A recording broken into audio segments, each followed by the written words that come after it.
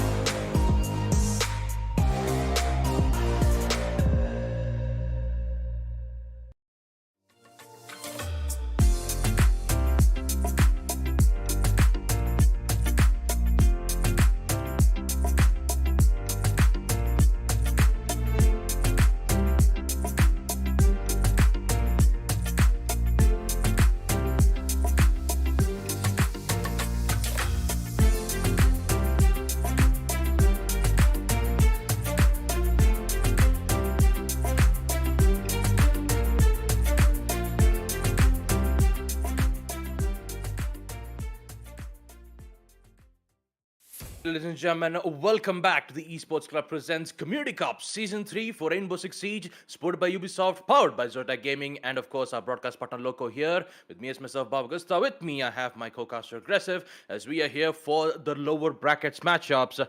And I've got to say, these two matchups will be very important for the teams because it is the elimination phase. Talk about the two matches that we're going to have. It will be Team Copium, who will go up against Team Noakhailla Warriors, and of course, our second matchup, Crouch Potatoes, up against GeeTwo Esports. Aggressive, welcome back. And also, what do you think about the matches which is going to happen here?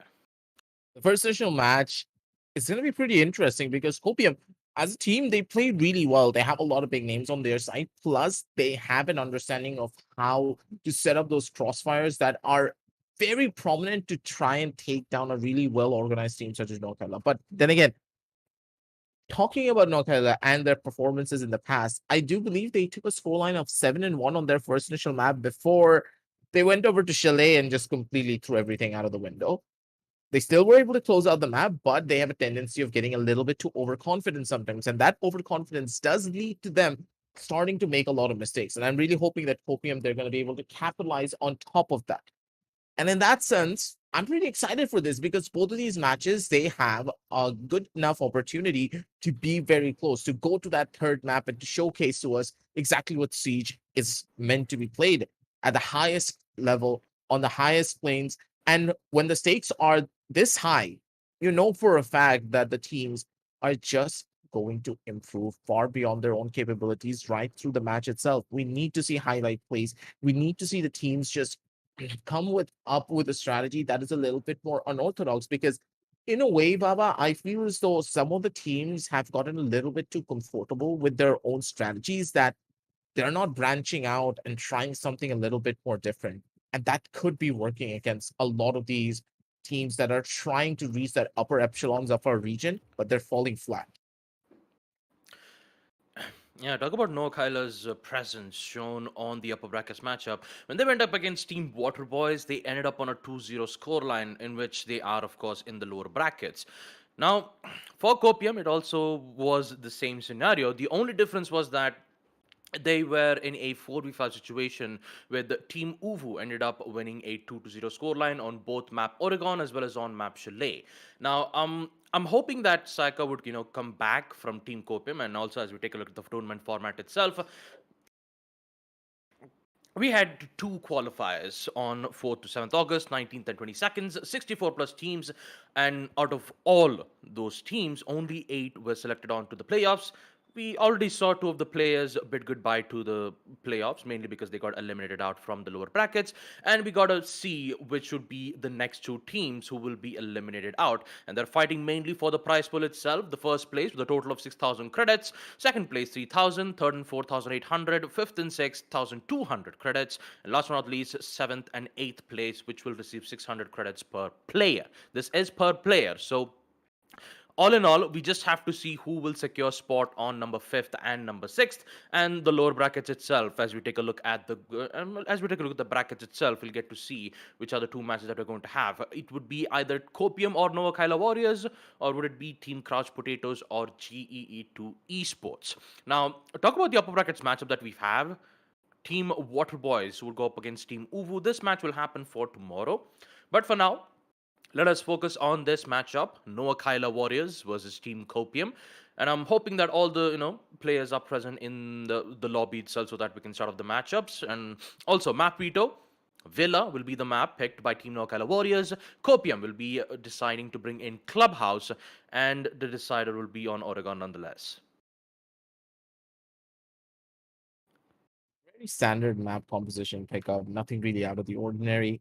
Villa being played a lot more often now, and that's a little bit of a breath of fresh air in my eyes because for the starting of the qualifier stages and heading on down to the starting of playoff, we haven't really seen Villa that often. It's been banned out, or players just don't really want to hassle around with that map whatsoever.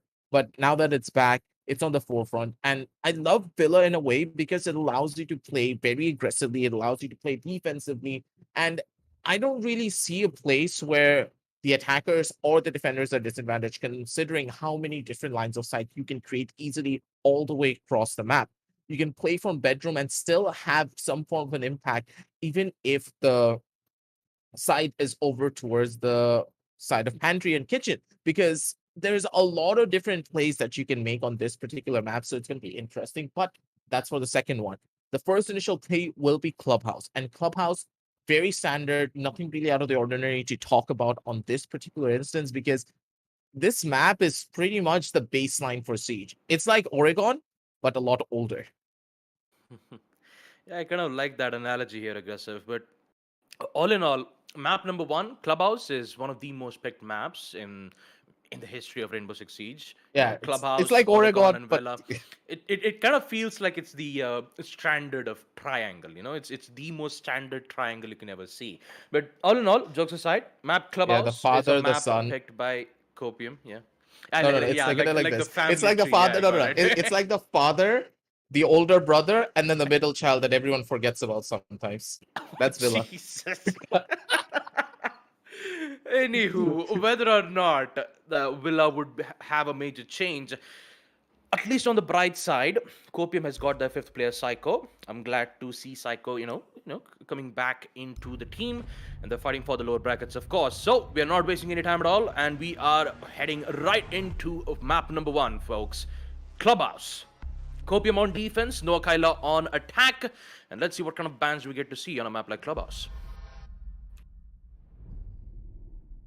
See, at the end of the day, are we really going to be surprised with any of the bans coming in? Thatcher, Nah. guaranteed ban. Jackal, good probability of a ban because of how oppressive those lurks can be from the defenders. If they roam out properly, take that second floor control, and if there's a Jackal present, then those roamers just have pretty much nothing to do. They need to anchor towards the side. That could just be a guaranteed ban for them. Or if they want to keep things a lot more even, a Finca ban could just be what Noakhailla are expecting. But with them starting off on the attack, will they really take that opportunity to ban out the Finca? Or maybe something a little bit more out of line?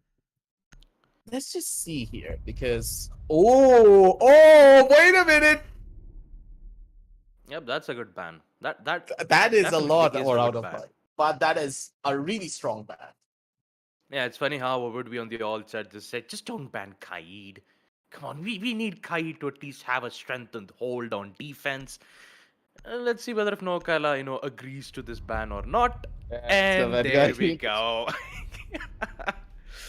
Would you look at that? If you just check the ban phase itself, Thatcher and Maverick, one of the most important operators when it comes to opening up the walls, both of them have been banned. That Twitch will be the most important operator in this entire match. If the Exactly. Twitch doesn't get any form of value to take down those mute jammers, then this is just a royally screwed game. Yep. Either that or they need a lot of control when it comes down to their first floor.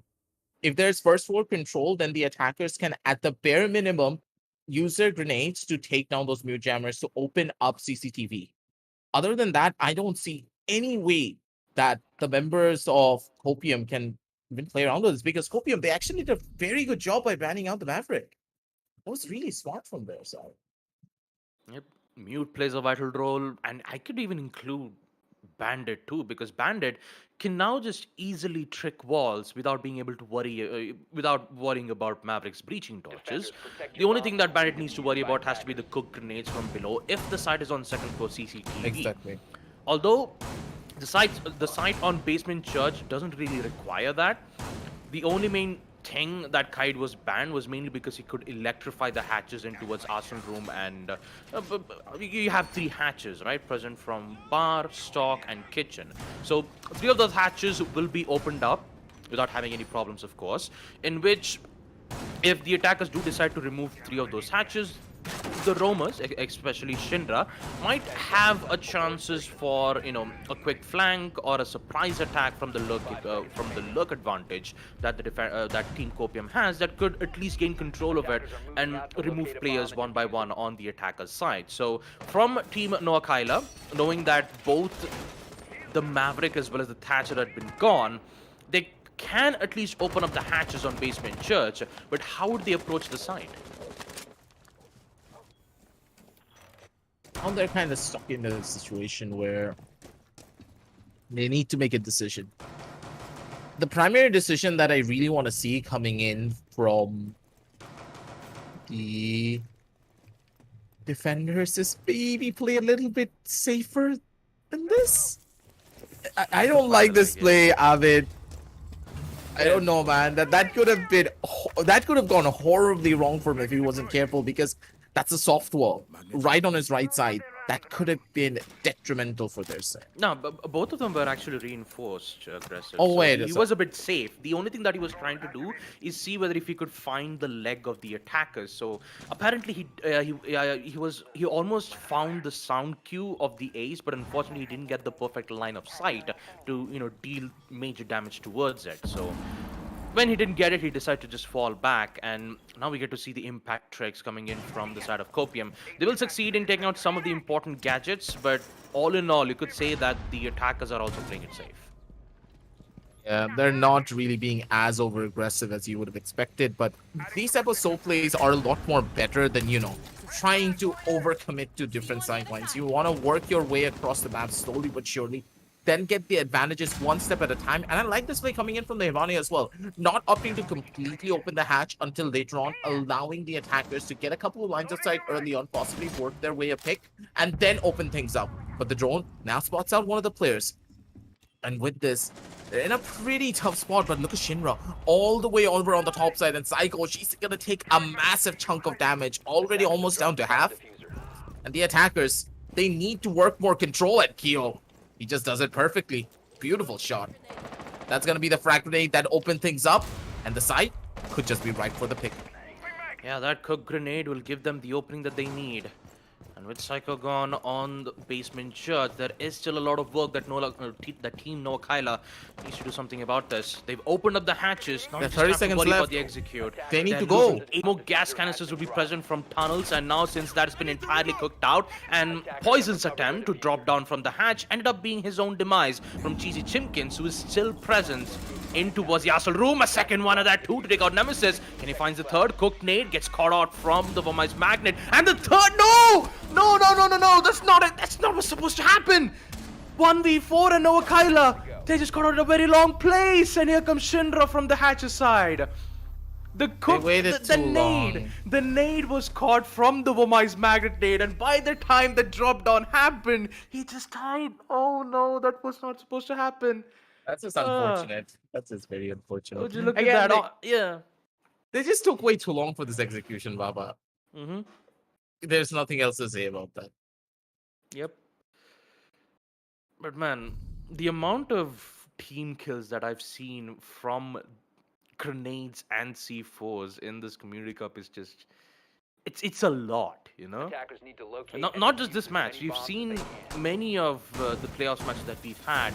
Not quite sure which team was it, but I've seen a lot of, grenade team kills in this entire playoffs. So, man, all in all, I do gotta agree the fact that Team Noakhailla Warriors did take a lot of time to get into the site. They were mainly trying to, find for picks, and when they found an initial pick, when they got a grenade kill from Kyozen to take out Psycho, at that time they only had 50 seconds. They opened up all 3 hatches hoping that they would find an opening, but turns out they didn't have tunnels control yet. They opened tunnels, they weren't applying a lot of pressure, and because of that, the smoke gas canisters, which had the ability to deny the attackers to make their push for a total of 30 seconds, were forced to not push in towards tunnels, and they thought of making an entrance towards basement church, but that wasn't also fully done. So, because of that, Noakhailla Warriors, not only did they waste a lot of time to find an opening pick, they didn't do the necessary job to get control of certain sites.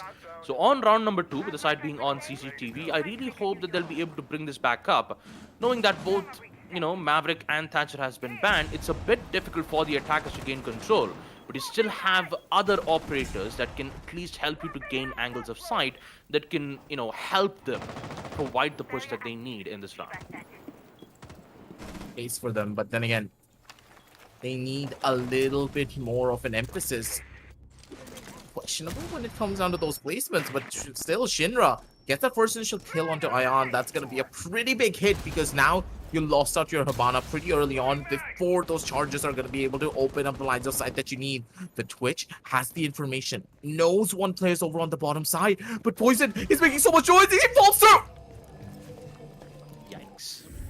I thought he knew. I guess they were hell-bent focused on CCTV, so most of the information that they have only had players regarding on garage, catwalk, and CCTV rooms. So the rest of the info, exactly where, Vortex is playing currently, now they have the information. How can MI7 proceed this with a kill? A lot of gunfights, Vortex still stays alive, and this will cause a major problem here for Team Noakhailla because they are losing a lot of bodies. Pre-fires being made from Vortex will be forced for a reload, and MI7 still has the weaponry, but he still get the kill! Vortex! My goodness. Jaeger gun's just better. Okay, oh my goodness. Pre-fire from Cure will succeed with a headshot, but he's all by himself, and he's cornered on every single occasion. Team Copium will win round number 2 with ease. It's all thanks to Vortex. He just decides to hold that angle, though. My goodness. 2 rounds at the hands of Copium, and you could say that Clubhouse might be full on deck with the defensive side. So on the first half, Copium has secured 2 rounds, and now since gym and bedroom will be opened up, Mira will be brought up, which means that it will be even much more difficult for the attackers to deal with this push. Nope, could just be a pretty interesting pickup for them. They want to play this one aggressively, but with this nuke, they could have an opportunity to do so. With CCTV out of the picture, basement is done. So where else could they go? They're going to go for gym and bedroom. Now is where the real question starts to arise. How will this nuke play things out? Does he want to go over onto tellers and take control from there? Or what's the game plan for them? Because I don't understand what the composition's going to do here. They have a hard breach in the form of an ace. They have an Hibana. But maybe a thermite could have been a little bit better in this scenario. I don't know. I think they can apply pressure from CCTV, Make pressure from CCTV, open the hatch on logistics, and also open second floor gym. That way, Copium needs to deal with multiple angles.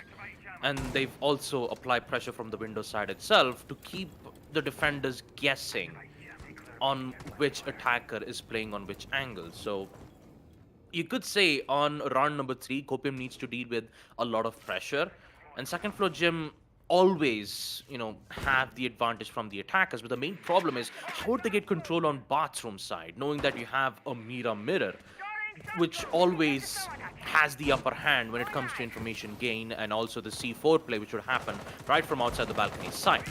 Although they wouldn't have any problems opening up second floor gem, the main cause of the threat would be the mirror walls, as you can see from Vortex's side. As you can see from Vortex's POV. The main difference has to be Poison because he's playing as the Nook. So the more stealthy approach that he plays, the more chances for Team Noakhailla Warriors to succeed. The trick from Vortex. Oh, the second still didn't work out. That will force Vortex to fall back. Oh, almost get caught off from the drone hole. But he'll still stay alive. But at least on the other hand, he did a good job when it comes to denying a lot of utilities. Yeah, that's 2 grenades just being completely cut off from the attackers. They're not going to be able to do out on much on that end, but look at Poison. He's already deep into enemy lines.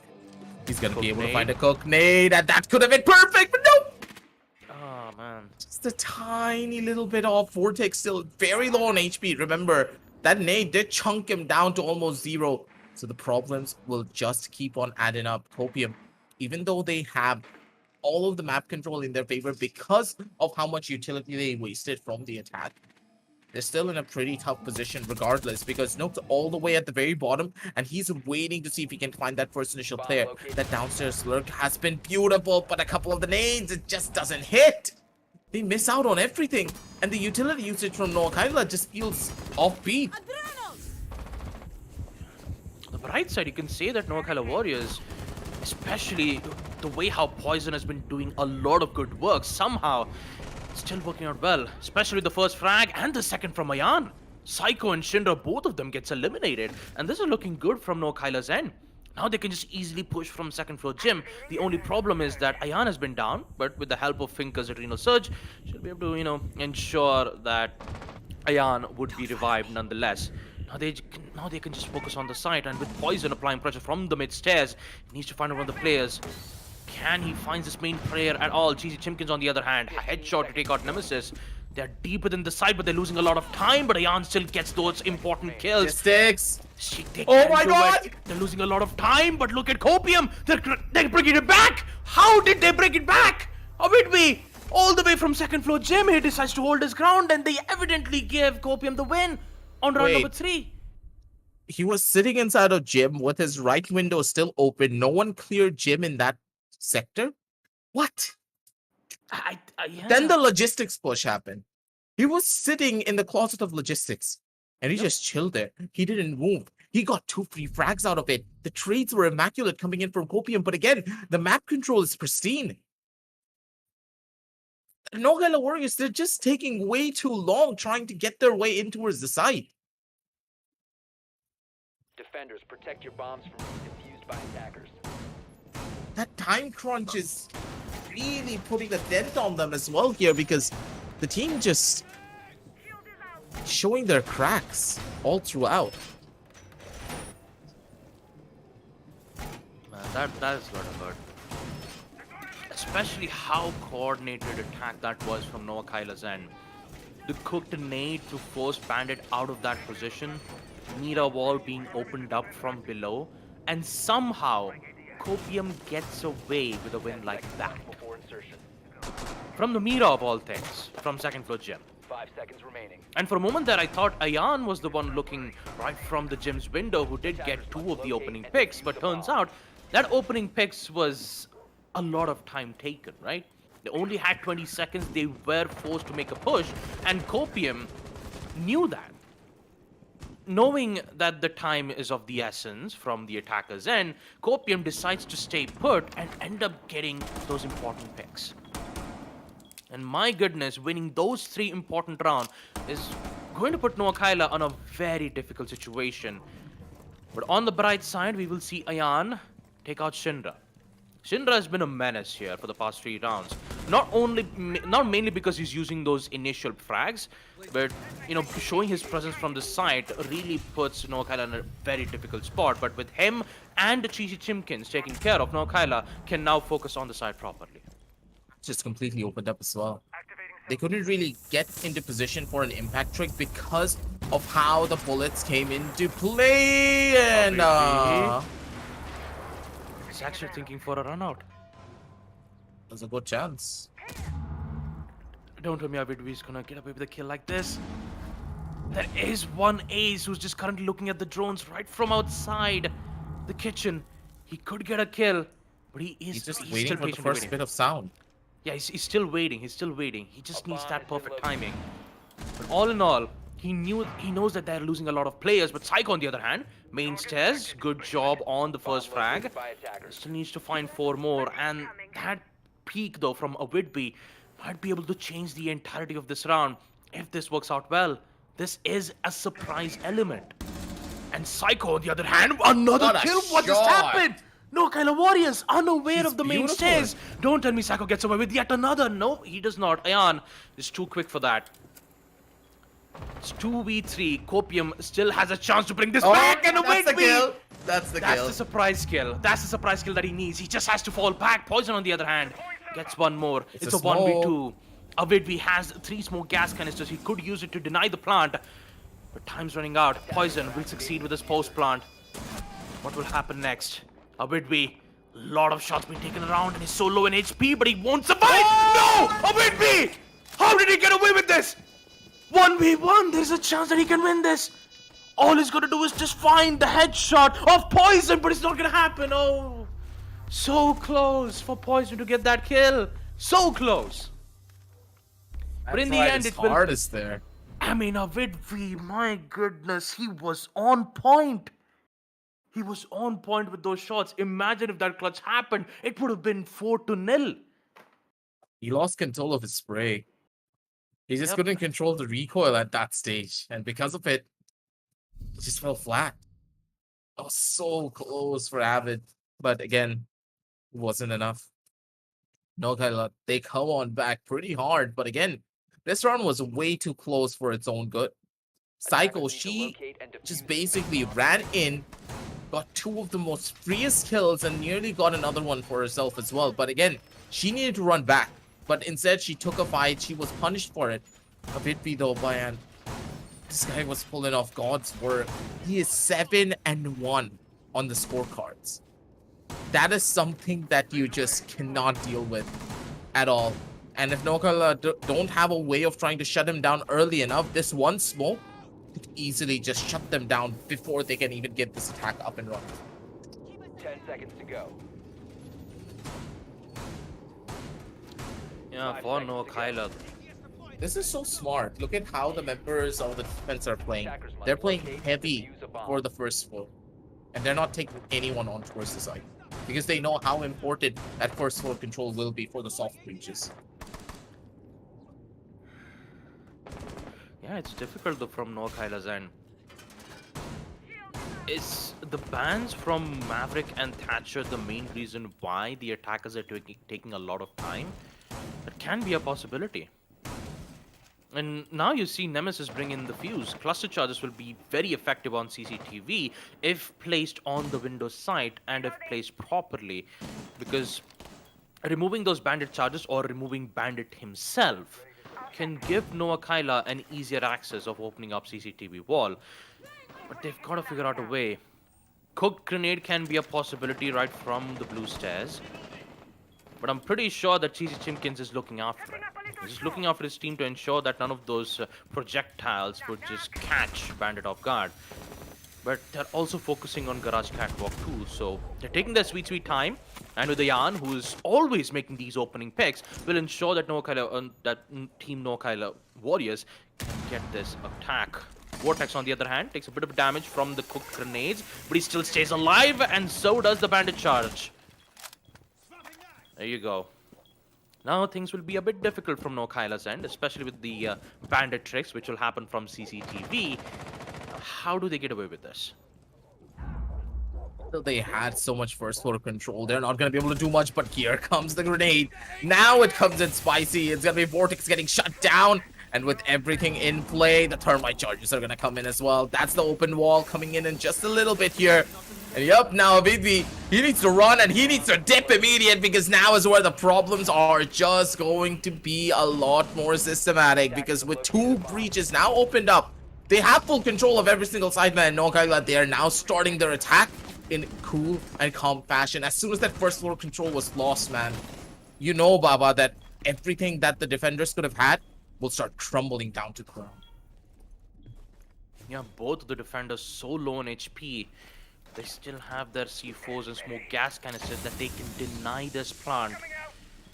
But if they get picked out from Noakhailla, then it's all over on round number 5. So they just need to tread lightly. And Cheesy Chimkins doesn't have information, but he gets the kill anyway with a beautiful flick. Plant's been happening from Poison's end, and Copium is unaware of this. Post-grounded is, and Vortex, no, he loses that gunfight to Kyo. And MI7 is still here holding towards the garage catwalk. Not in the hands for Cheesy Chimkins. Can he remove the players from CCTV who's currently rappelling in? No, he does not. But he sees the head, he sees the rappel, he's going in for an attempt! But it's not happening. Poison is too quick with the bullets. And also thanks to the thanks to the information being given, just because the defenders usually go outside, he will get the kill nonetheless. Round number 5, Noakhailla Warriors decides to bring this back on a 2-3 score line, which means on round number 6, they are going back to the same site, CCTV. They have done their extreme efforts of holding out CCTV. The main problem has to be no control on lounge. Those cooked grenades almost took out Vortex's life, and it was very easy for them to take open out his life. CCTV. Yeah, it did. They had 4 grenades, and out of 4, 3 of them did succeed. So you could say that a lot of utilities will be expended on that CCTV room itself, and the rest of the place will be as safe as you'd think. There is no cooked grenades from cash room, So you could say that a Widby can make some certain line of sights that they can deny it right from above CCTV, but it requires information and timing. Or you could just have one of the players holding towards lounge and ensure that none of those scope grenades will be in play, but he is more likely to be, out in the open, right? If he stays in lounge, he'll be looked after on stock, the main entrance, and also on blue. So you got to worry about 3 angles, not to mention garage entrance. So it's a very risky place for Cheesy Chimkins to be in, or any of the roamers, that is. So it's best to just play in a soft place and figure out on what they could do about it. Maybe place magnets, maybe place some magnets towards lounge to ensure that the grenades would get caught out, because they're not playing IQ here, right? They could bring in that or a ADS to deny some of the important utilities so that Vortex would stay alive even much more stronger on CCTV itself. A good chance for it, but then again, you have to consider what the members of Noakhailla Warriors are trying to play around with here as well.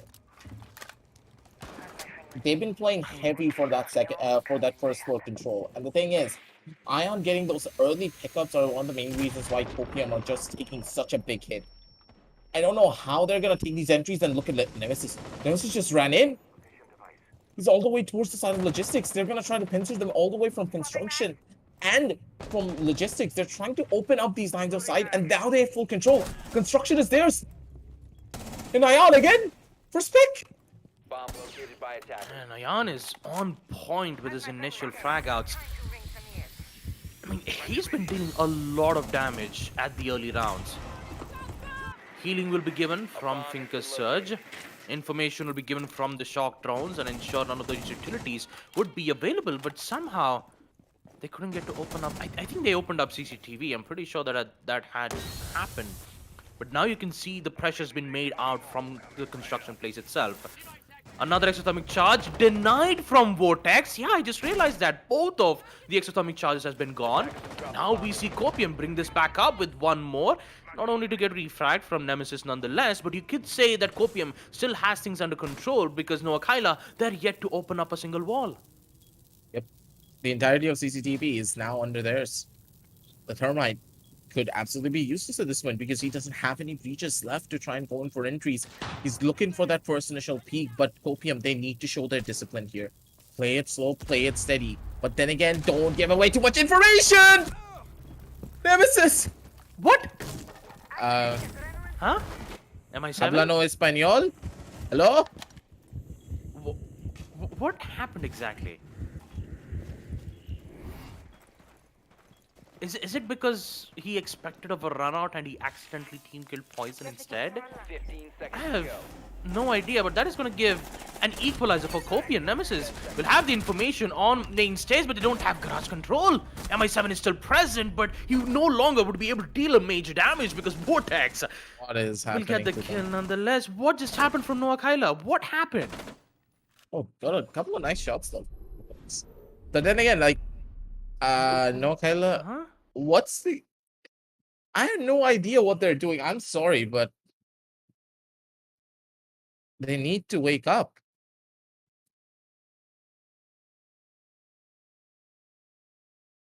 Like, honestly, they really do.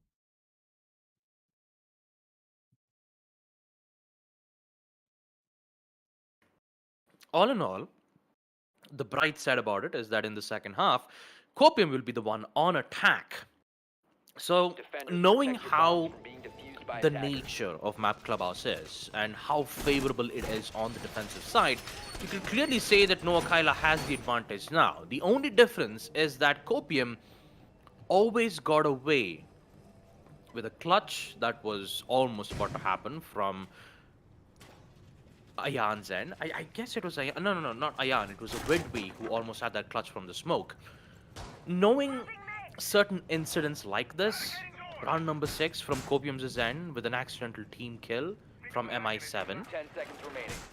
I'm pretty sure that Copium will have a lot of problems, but if Noakhailla makes mistakes like this, then Copium will have the upper hand when it comes to Moving out attack to locate a round bomb and wins. But defuse it. how will they find a situation on those impact tricks? Will they focus on getting tunnel control first, or would they focus on opening up basement church and make their way towards that place? It always depends to them. There is a lot of opportunities that Copium could proceed, and with a ban like Maverick and Thatcher, they will be forced to make different decisions. Most of the matches that we've seen in the Community Cup series always had a similar bans, and with similar bans, they went with similar strategies. Now, with Maverick not being in play for the attackers, Hello? Ion? huh? Ayan? I don't know, man. What's happening to the members of Noakhailla? It feels as though they're so disconnected from the game. Is something up? Did something happen in the comms? Did they get into a fight? What's wrong? No, I'm pretty sure that they're not in a fight, but I'm guessing that they don't have proper information on players' whereabouts. Are they not checking towards the default cams properly, see which default cam has been destroyed first, and then play accordingly? Or maybe they were too late on reinforcing the kitchen hatch first, and when Ayan decides to go back from the main stairs, he was too late. This doesn't make any sense. What's the game plan here? And again, Shinra just casually catches out Poison, who's just holding. He's not even moving. He's not taking a proper line of sight. He's not taking the angles that he would normally would. And Team Noakhailla, this is a far cry from what we normally would expect from them. They're getting picked out one step at a time. And with this, the attackers, they're slowly starting to take entry. The hatch is going to open up soon enough as well. So what's the game plan here? How are they going to take this entry? So how are they going to deny this entry? Because hatch is done. Stairs is open. They're going to come down from main stairs. Possibly one frag from the sides. Okay, Me7's going to be able to equalize. Good shot on Cheesy Chimkin. But with blue control already being given away, close to it at least, Abid, he has an opportunity to go for another track. 40 seconds, and you can see how progressive Copium is on their attack. They've opened the hatch, they removed 2 players, but now they're facing difficulties in the blue hallway. And Avidvi is trying his level best to remove this player out, and with the hatch being opened up, Kyo will have a lot of problems from his end. Shinra, on the other hand, takes a bit of a damage from K9 position. Nade, will that nade connect? No, it does not, but Kyo will get the kill nonetheless, equalizing it 3-3, and now Copium is facing the problems from their end. 10 seconds, and now you could see that they're having difficulties on dropping from the hatch, mainly because there's players present from the K9, and also on the dummy spot. MI7 gets one, Nemesis gets the second, and now Copium, they've been shut down entirely in the late rounds. Would you look at that, folks? Noakhailla Warriors, despite them having a rough start on the early rounds, they still have things under control on the late rounds itself. And would you look at that? Round number 7, clearly at their hands, ending them getting a 3-4 scoreline. And for the Mozzie, you could say that he used to be a fearsome warrior, but unfortunately, in the end, he just took a bullet. He just took a bullet to the knee. An arrow to the knee. No, it's a bullet to the knee because it's a Attackers modern need to era. locate and defuse as many bombs as they What? can. Well, moving on back from that one, though. Again, Noakhailla, they took the round in a very unconventional way. I do believe that Copium, they just started losing too many of their gunfights, and that's what, at the end of the day, it really came down to. They needed Blue Stairs control. The player on Blue Stairs died. The player coming in from main stairs died to MI7. MI7 just hit a really good shot, so that's completely okay. But that Blue Stairs, man, they needed to take that engagement and win it out, and as soon as Copium lost that, that attack was done because the players coming in from hatch, if they don't have that support from Blue Stairs, they can make that drop. 5 seconds left. That was just rough to take, and Copium, they kind of fall flat, but they still have that 1 round buffer before the equalization, so they have an opportunity to turn things around.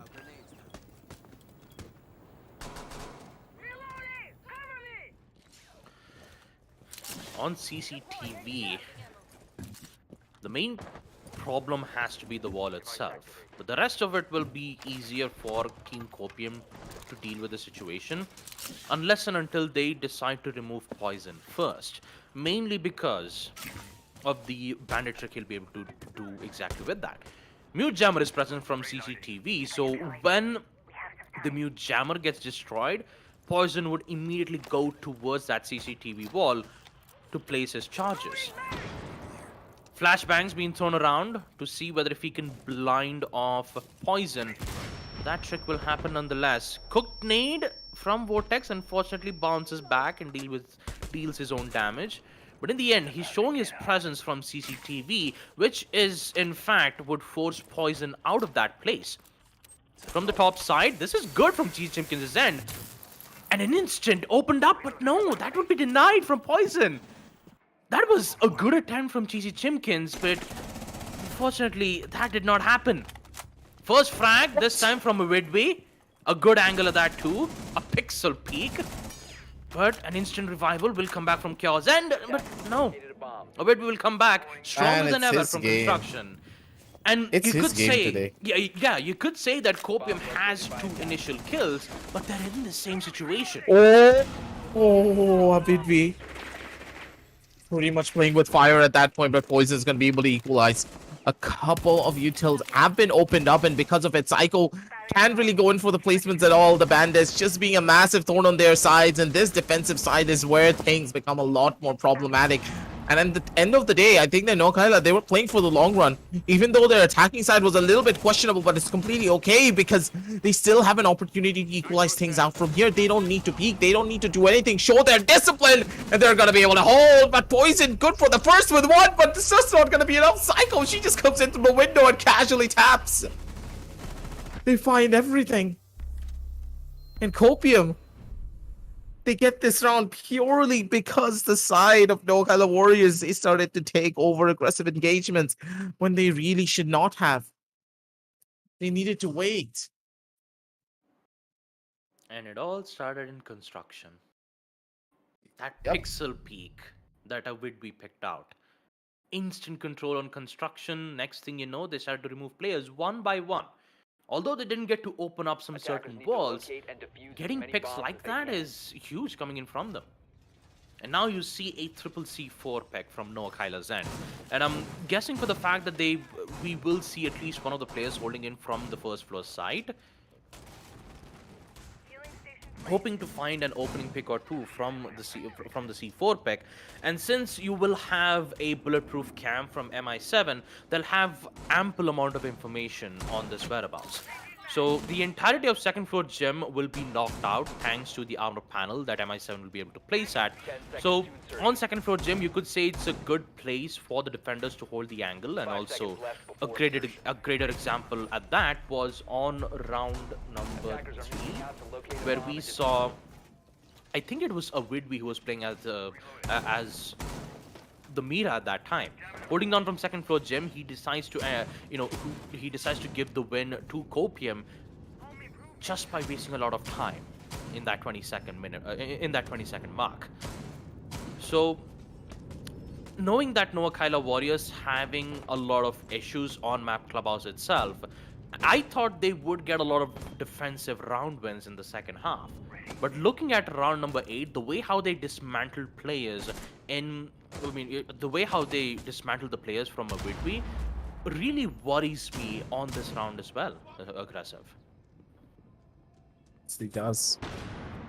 Unless we see a completely new strat change coming in from them, things don't look to be that prominent for their side. Poison, it's gonna be a pretty big thorn on their sides, and it's a constant fight between the Bandit and the Thermite to try and open up this wall. How quickly can they do it, though, is going to be the real question, because they're wasting a lot of utility trying to stop this one down.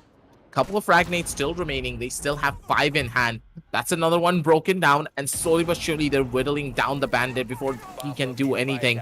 But the Thermite charges finally have been placed, and I think it's going to go boom! That's the opening! The wall's been cleared. And finally, the attackers of Copium, they're gonna work their way in towards the side, looking for that first initial peak. And as soon as they get it, all hell will break loose for Noakhailla Warriors. Oh, never mind. It's gonna go in the opposite direction.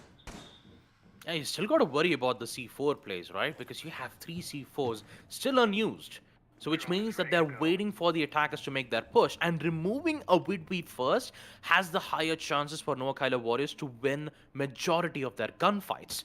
Knowing that the LMG player has been gone, you still need to worry about GG Chimkins, Psycho, Vortex, in which Nemesis removes him out easier as I'd expected it to be.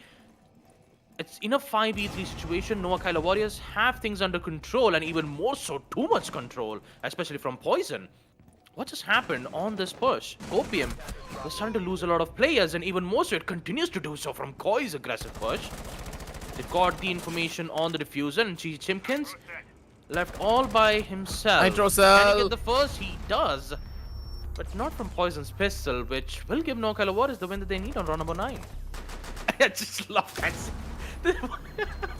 You know the funniest C4 thing? just collided from the Mira. My goodness. Oh wait, that C4 actually hit the mirror? Yeah, the C4 hit the Mira. Like it was supposed to go near the ace, but you know, since the collider did bounce back to the Mira, it was actually funny to watch. Yeah. Oh, so that's why the mirror died. I was like, wait a minute. The mirror just swung out. 2 seconds later, he ran back, and I'm like, wait, what? Mhm. Imagine if the bandit did that. Wait, a and he dog? would've team killed. Oh, wait a minute. Spawn Defenders, peek? protect your bombs from being defused by A higher attackers. possibility that it can happen. It's been a while since you've seen a dog spawn peak. Mainly because the MP5 had a 2.5x scope, and with the nerf, we don't usually see spawn peak dog, but they still have 1.5x scope. High likelihood chance that it can happen here, aggressive. Chance. Maybe, just maybe, things could get interesting here, but... Ayan? What are you playing for here? Even if this man gets down, he can be a pretty big nuisance, but I'm hoping to see they drone out this dock at the bare minimum, because if the dock is able to find a free kill, that is going to be the biggest thorn on the sides of the opposition. If Copium lose out on any of their members, this attacking side will get a lot more difficult, because again, we need to keep on highlighting this. Because there is no Maverick, because there is no Thatcher, you need to have each and every one of your players prepped up and ready and use their utility, because if the utility doesn't find any form of value, or you can't even use that utility, that attacking side is close to impossible for a win.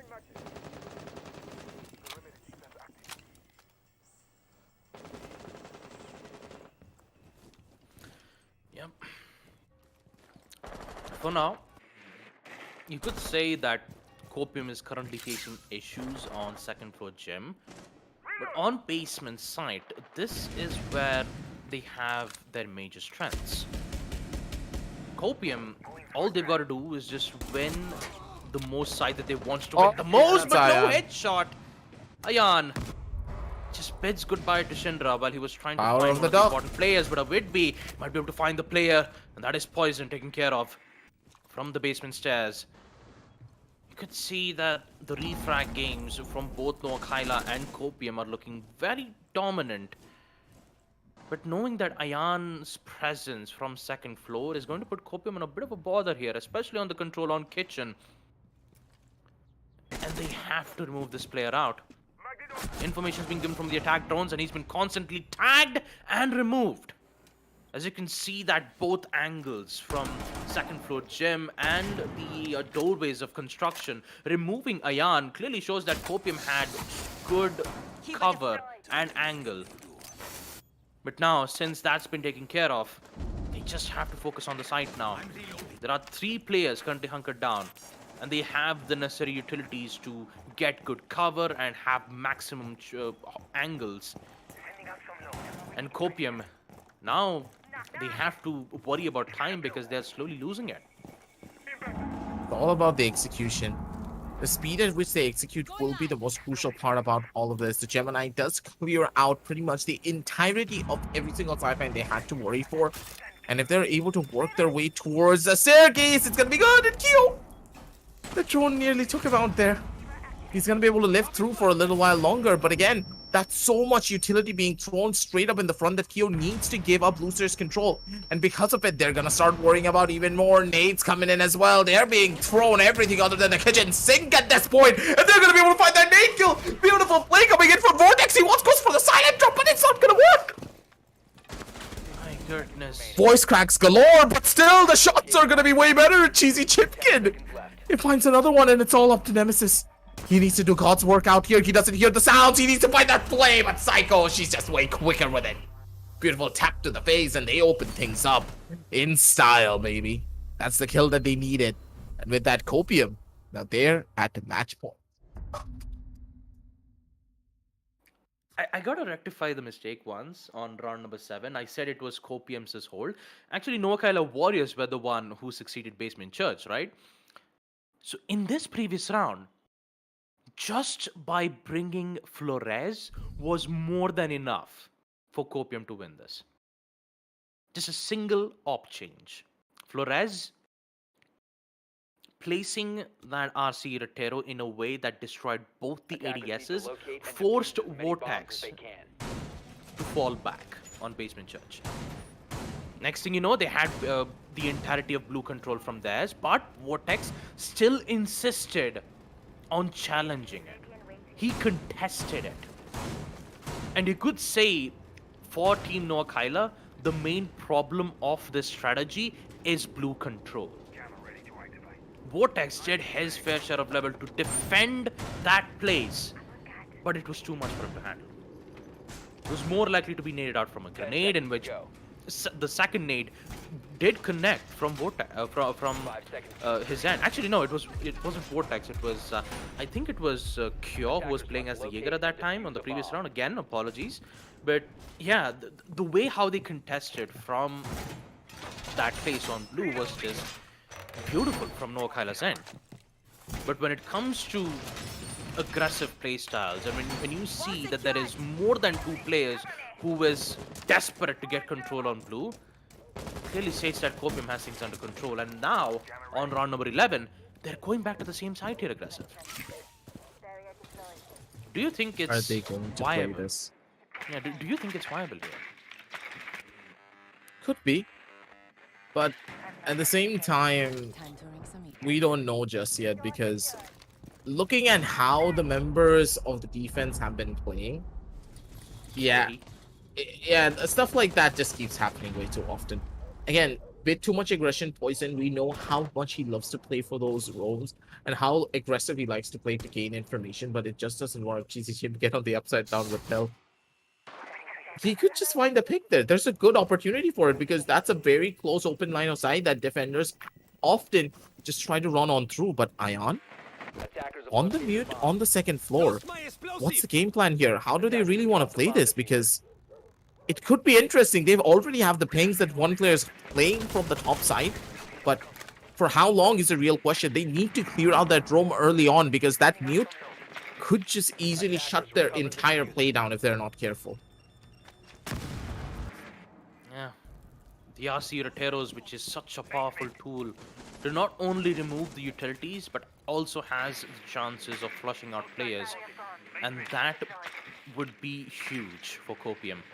All they've got to do is to just remove the defenders from K9 position and also from the dummy spot, where most of the plays would happen from Noakhailla's end, and you could see the pressures being involved from the tunnel side.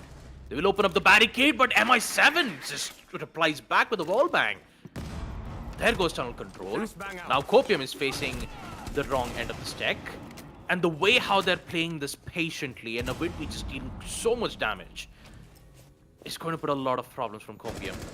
40 seconds, they're losing a lot of time. And now, what can they do in this situation? Shinra finds one. This is a good deal. And a second from Psycho. This is good. Now, how can they deal with this? They don't have blue control yet. This is looking very promising. Flashbangs, which will force MI7 on a brief state, but somehow he gets the kill nonetheless. Great pick from Shinra, and somehow you see Copium get control amidst all of these chaos, just because they have blue control, and now they just run away. They just lost it. They just lost the control. It's not about the blue control at this point. It's about that flash hitting MI7. It's because of that very reason that MI7 couldn't see the player coming in from drop. He heard absolutely no noise that was behind him. It's very difficult to try and survive the flash disorientation in such a scenario. And he just got caught. That's the thing. MI7, he was playing in the most strongest position out of any of the defenders. And as soon as he got taken down, that's when the entirety of the defense just fell flat on their face. The members of Noakhailla Warriors, they were keeping up with the trades, but at the end of the day, it just wasn't enough. They needed more. They needed to take it one step further, but nothing really panned out in their favor for that defensive side. Again, it was a 5 versus 4 situation favoring the side of Noakhailla Warriors. 3 seconds later, a player was a little bit too over aggressive. Psycho just came in clutch with the best kill of this entire game. Taking down that player's holding that close to the hatch was the most crucial part. Again, over aggressive peaks. I don't understand this. Why did Noakhailla Warriors constantly go for such aggressive peaks? They didn't need to do any of that. You know the basement hold is so difficult to get into unless blue control is established. And the player holding close to the close to the hatch just completely took a peek against a player on the top end. As we head on down over to the highlights, we're going to be able to relive all of those moments, but a plethora of mistakes that are rookie level mistakes being made by Noakhailla Warriors. They got a bit too overeager. Yeah, absolutely. Yes, best snake kill of the game. Yeah, but all in all, I've got to say, Noakhailla Warriors, I got to say, they were a bit off on majority of those defensive rounds, right? Especially on the first half, where Team Copium had no issues on on their defense, and bringing in some certain changes, we saw Copium make good use of those flashbangs in attack. Not only did they use it to, deny Jaeger's ADS, they also used it to, force one of the attackers lose line of sight. And that eventually gave Copium the opening that they required. And what's even more best thing about it is that although there was a lot of pressure being involved from that dummy spot and blue control still being in the hands of Team Noakhailla Warriors, it wasn't still enough because the amount of pressure that they relayed on that particular place was just too good. And round number 4, I've got to say, a Whitby's SMG 11 shots, for a moment there, I thought that clutch would have happened. But he couldn't get to use his smoke gas canisters at the right moment. He didn't had good amount of information on that player's whereabouts. But I've got to say, man, Vortex was something else, Playing both as the support role and getting kills both at the same time was just an amazing thing to see. And Kyo, on the other hand, when he was playing as the defense, Basement Church was just way too good for them. As we take a look at the match summary itself, Ayan with 9 to 10 kills. A Whitby, on the other hand, 14 kills and a 91% cost percentage. And the initial picks that you'd see from Ayan was just dangerous. 5 opening picks. While he was on attack, he was the one dealing major damage on the initial rounds, but they started to fall. They started to fall apart in mid and late rounds, right? And in the first half, in the first map, in which this is Copium's map pick, they did succeed winning map Clubhouse. But can they win map Villa, which is in fact being picked by Team Noakhailla Warriors? So I'm pretty sure that this can go all the way from deciders. But what do you think about it, Aggressive? Do you think that Copium can finish it off on map number 2, or would Noakhailla Warriors force it to map number 3, which will be on Oregon? There's a good chance map number 2 could be the closing moments. Again, we're going to Villa. Copium, they showcased a level of control that was very unexpected from them. They were playing together as a squad. They were winning out on so many more of their gunfights that it was very surprising at the end of the day. So on Villa, a map that does award a team for having proper lines of communication, for not being over aggressive, for playing defensive lines properly, and also setting up crossfires in the most immaculate way possible that the attackers or the defenders can't really exploit. And in that sense, Noakhailla Warriors, they're just missing all of those check marks for these initial couple of matches. And that's what's gonna force them in a pretty bad loop. But hopefully they're going to be able to go back to the drawing board and try and reset themselves, as we are going to be resetting ourselves as we set up game number 2, ladies and gentlemen. Don't go anywhere. We'll be right back for a short little while.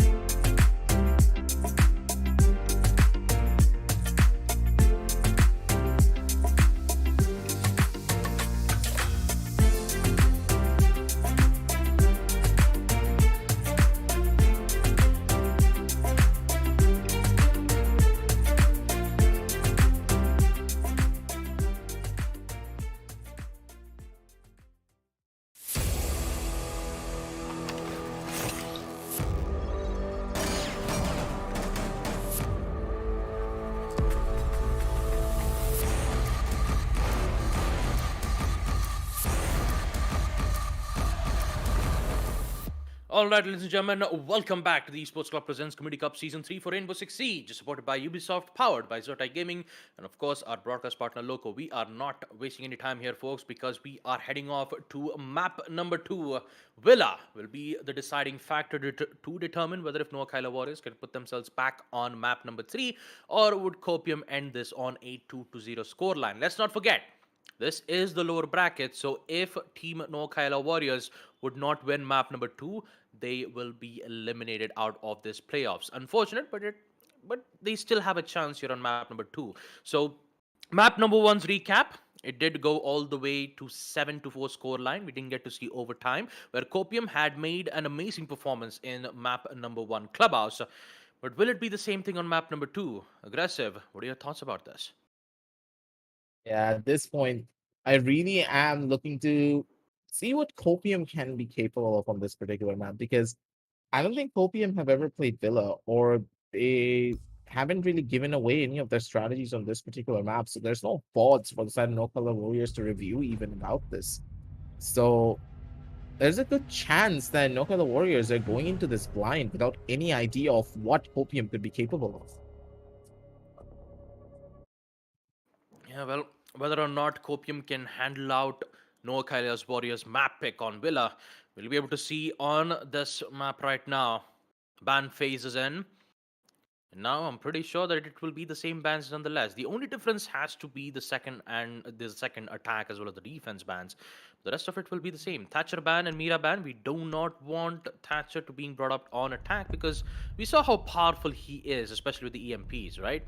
Having Thatcher's EMP is changing the entire meta specifically. And with him being banned every single time, it's like the players usually have a different strategies when Thatcher gets banned out most of the time. So all in all, Jackal will be banned because Team Noakhailla doesn't want, information gathering operators like Jackal to get information on rumors quickly. So he will be banned, followed up with the Kaid banned as well. Although there aren't any hatches on map Villa, having the electro claws to electrify both of the walls and study room is a bit of a challenging task. But with Valkyrie being banned and Mira still being opened for Team Copium, I'm pretty sure that they will make good use of that specific operator. So on round number 1, Noakhailla Warriors, they didn't had a good start in the first half Clubhouse. Maybe they might have a good start in map Villa itself, starting off with the side being on second floor Aviators and Games Room. Could be interesting in that regard, but at the end of the day, I really want to see Copium just try and be a little bit more of a nuisance. They are not picking up on the mirror on this particular instance, so Defenders, protect your maybe bombs they're from going in being for a used by little bit attackers. more of a change-up, because Goyo? Wait a second. What?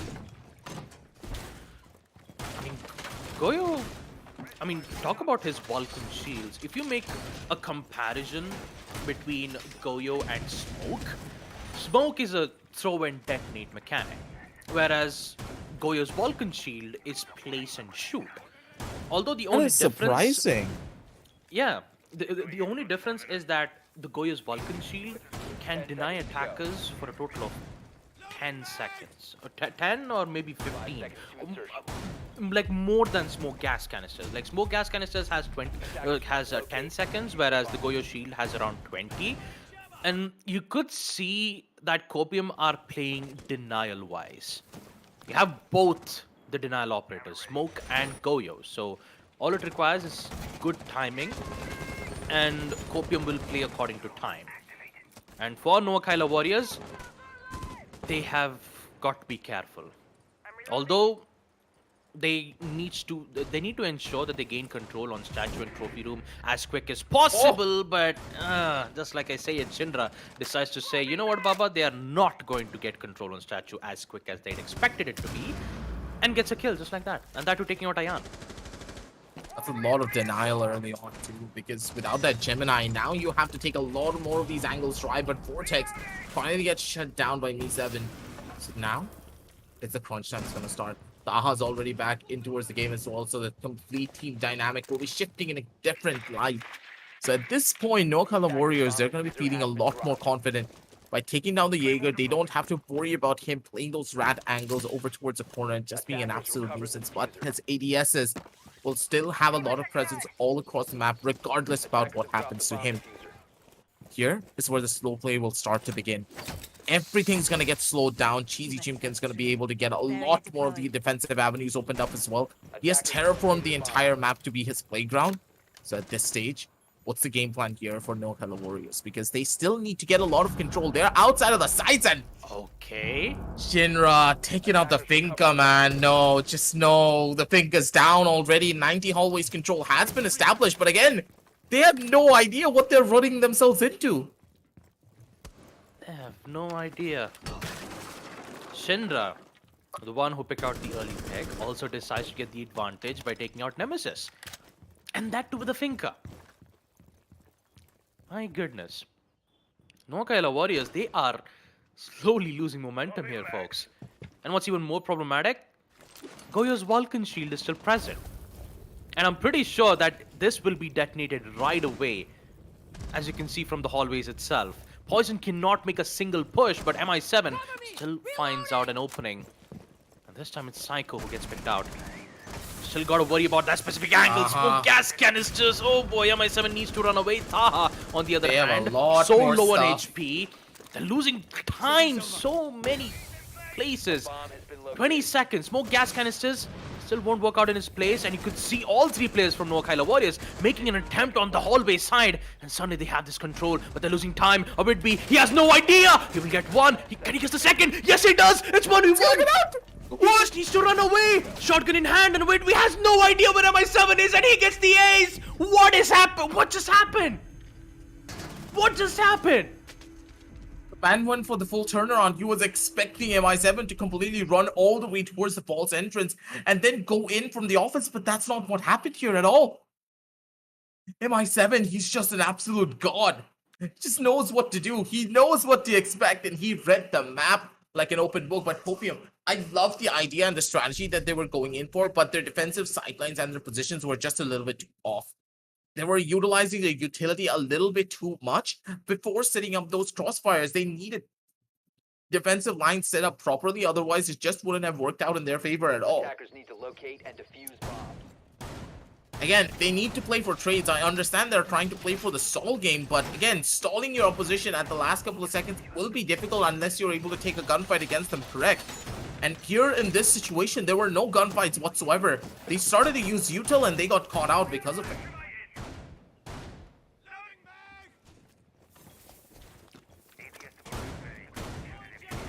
Attackers have located a bomb.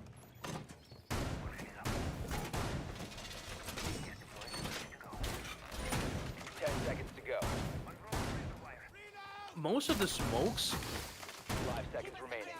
one of them was used at the hallway, and the rest of it was used at the landing zone. And when Noakhailla Warriors realized that, hey look, both the smoke gas canisters will be put on second floor aviator floor. So how about we just get away from landing and decide to make pressure towards the hallways. Although it usually almost didn't work out well in their favor, but MI7 getting an ace like that, Jesus. I didn't expect it that ending. And it's just the beginning, folks, because Nemesis, on the other hand, he just brought in the choo-choo train blitz. So, I'm just afraid of what is going to happen from Noakhailla's end, because they have just started that journey. Both the kills and both Vortex and Shinra will get caught out on that crossfire. But we are still yet to see Nemesis make his play all the way from the 90s angle. Whitby needs to run away. He needs to use those utilities, the gas canisters. A lot of damage being dealt around, and Nemesis is still alive. He needs to apply pressure. And Whitby, he will be sorely focused on that 90s angle. He still has pressure. He still has support from Cheesy Chimkins. But would it be more than enough? Nemesis has taken a lot of damage, and you can see a lot of utilities being placed from Aviator Zone itself. Cooked nade from below, and his poison. How is the God. Blitz still alive? Nemesis, how is he still alive? Yep, that's the power of the choo-choo train. Aggressive. No matter how many times the Blitz gets shot, they still stay alive. No matter how many bullets he gets taken from the arms or at the legs. Gas canisters will be present. But look at the time here, and look at the presence being shown around from Team Noakhailla. Poison goes out, and now Avidwi is back at a 1v4. And there he goes from the headshot of Poison. My goodness, Noakhailla Warriors, what a way to show their presence in this map. Taking a Blitz and just being like, oh, I'm an absolute Chad and I'm an absolute tank. There's nothing you can do to try and take me down. A bit questionable to say the very least, but Noakhailla Warriors are playing the map to their advantage. They are punishing the side of Copium for just being a bit too passive in their approach, I would say. But okay, couple of really good pickup. I like this. Capcan coming in, Pulse for the first floor control so that he can play for all the information to be gained, and Avidwi going for the vigil. This is something that is a bit more unorthodox, but I understand that they want to deny the intel and play based upon the fact that they have a lot of information because of how the Pulse will be played. Attackers have discovered the location of a bomb. 2 rounds. The first round was an entire mess. So much utility's been used inside the site. Denials from Vulcan shields, gas canisters, ADS. But what they didn't expect is a cook nade from below. And it was Poison who did the majority of that damage. 5 seconds remaining. Although you have great cover from the Kiba's barriers, still gotta forget that there is a soft wall in Aviator's room. And that's the main reason why Villa is mainly popular because of it. You have a lot of soft walls. Statue and trophy, soft wall, so soft floors. The only difference is that in first floor, that's where you usually don't get a cooked nade out of nowhere. And it's more likely favorable for the defenders, especially when you have an information gathering operator like Pulse that can give constant information on second floor status. Look at that. One information, and I'm guessing that has to be Ayan. And what's good about it is that whenever Ayan uses the Adrenal Surge, the heartbeat increases a lot. So once they use it, Pulse's cardiac sensor will detect players even further. That's That's true. in I itself a forgot. good counter. Yeah, I forgot how that worked. It's been a while. And you since also I've have seen smoke gas canisters, which can also have a good target towards it. But oh, he needs to run away from that. He's been he does get a lot of damage from that. But look at that, C4. Psycho gets it. There goes MI7, and also the chances of opening up lines of sight. that buck going down this early on could just be a big issue, but look at the fuse. It's just an absolute Chad with it, and okay, Cheesy. That's a line of sight. That's an absolute ratty one as well. He's not going to be able to do anything there. Couple of thermite charges to maybe open stuff up, but no, not a thermite charge. What am I saying? Fuse charges to open things up. But again, it's a complete and utter reset. Both teams, they need to try and rethink their strategies of how they want to hold this one down. Vortex, what a shot! He's able to find the freest kill of his entire career.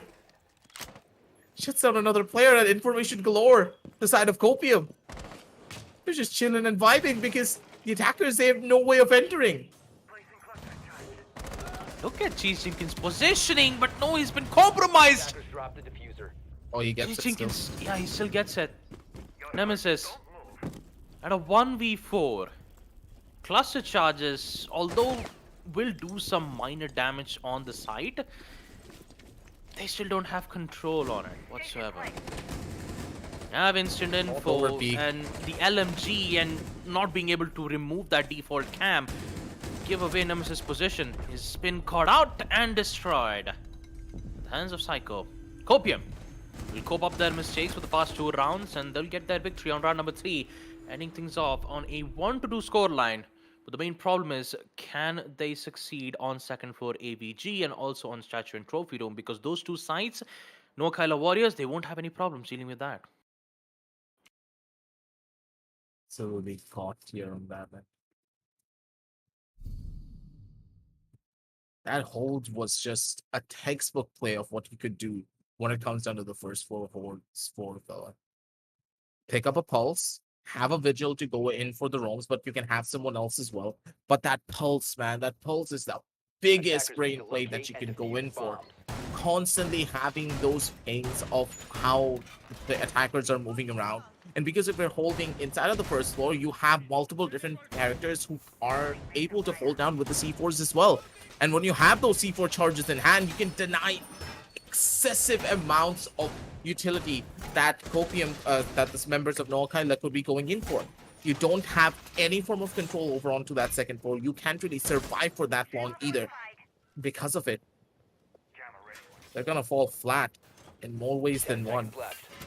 But now, this time around, things will be a lot more different. 5 Noakhailla, seconds to go.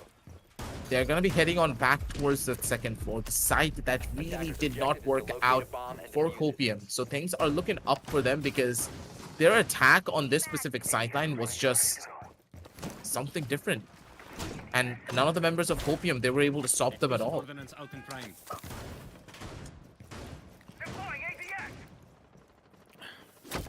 Man, the first floor site was something else. Barrier deployed. But you It's a could treat say to that, watch. yeah, it was a treat to watch. Absolutely. The way how they've played their angles, the way how they've outplayed from that vertical lines of sight. It was supposed to be in the hands of the attackers, right? Because second floor, you open up lines of sight, and then suddenly getting picked off like that. That is. The attackers bomb I'm definitely thinking that Noakhailla Warriors, they will be angry on round number 3, knowing that they caught out like that. And now knowing that the site, I'm pretty sure the site will be the same nonetheless. Yeah, second floor ABG. This time changes in select. This time we see Vortex showing presence from the main stairs, but unfortunately it gets destroyed immediately from the Flores' explosive drone. We also have Shinra with the protection from the first floor. Information's being given, and yet another explosive drone which would force Vortex back out, but no, he wants to contest this. For the entire 90s hallway, he misses the shot, and Poison gets away with a kill like that. Shinra still protecting his team. Psycho gets the other.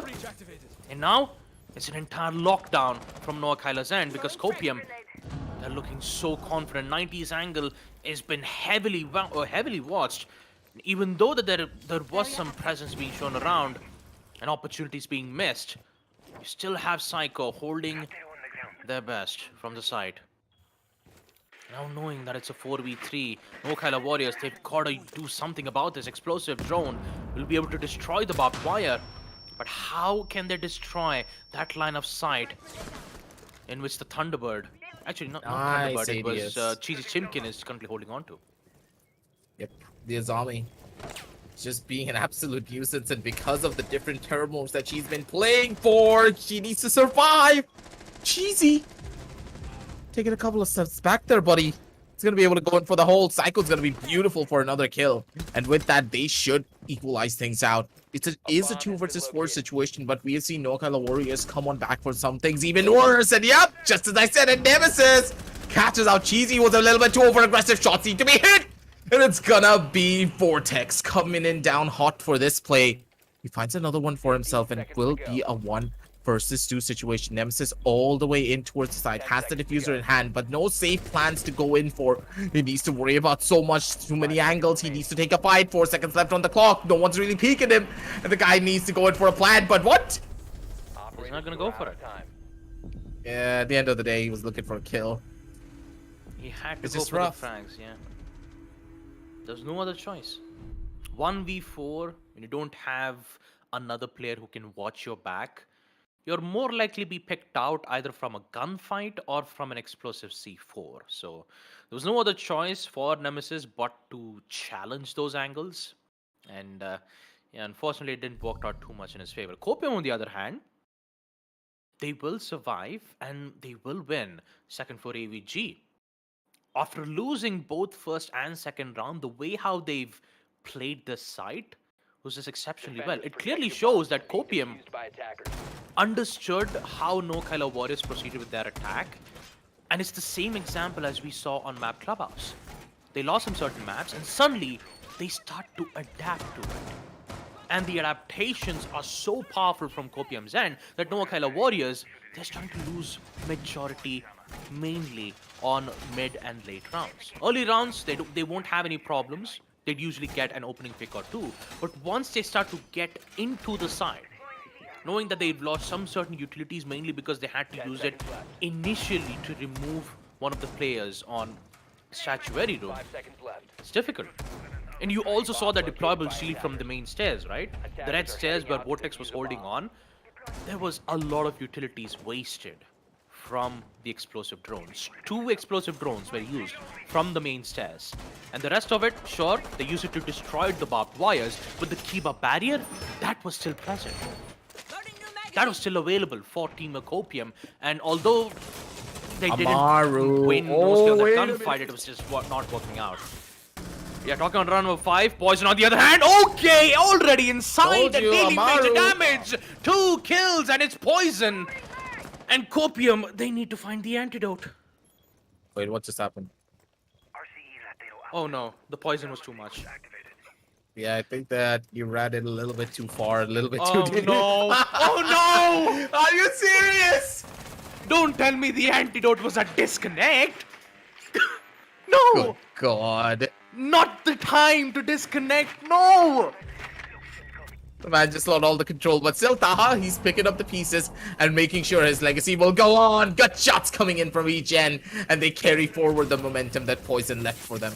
The 2 opening frags were perfect, and with that, they have absolutely no way of trying to play any of these outlines. Noakhailla Warriors, they could have taken a flawless right here and now, but hey, at the end of the day, it's all up to Poison, man, and especially when it comes down to these aggressive takes coming in from Noakhailla Warriors, they seem to be unstoppable. Like, god damn, that was a fast one.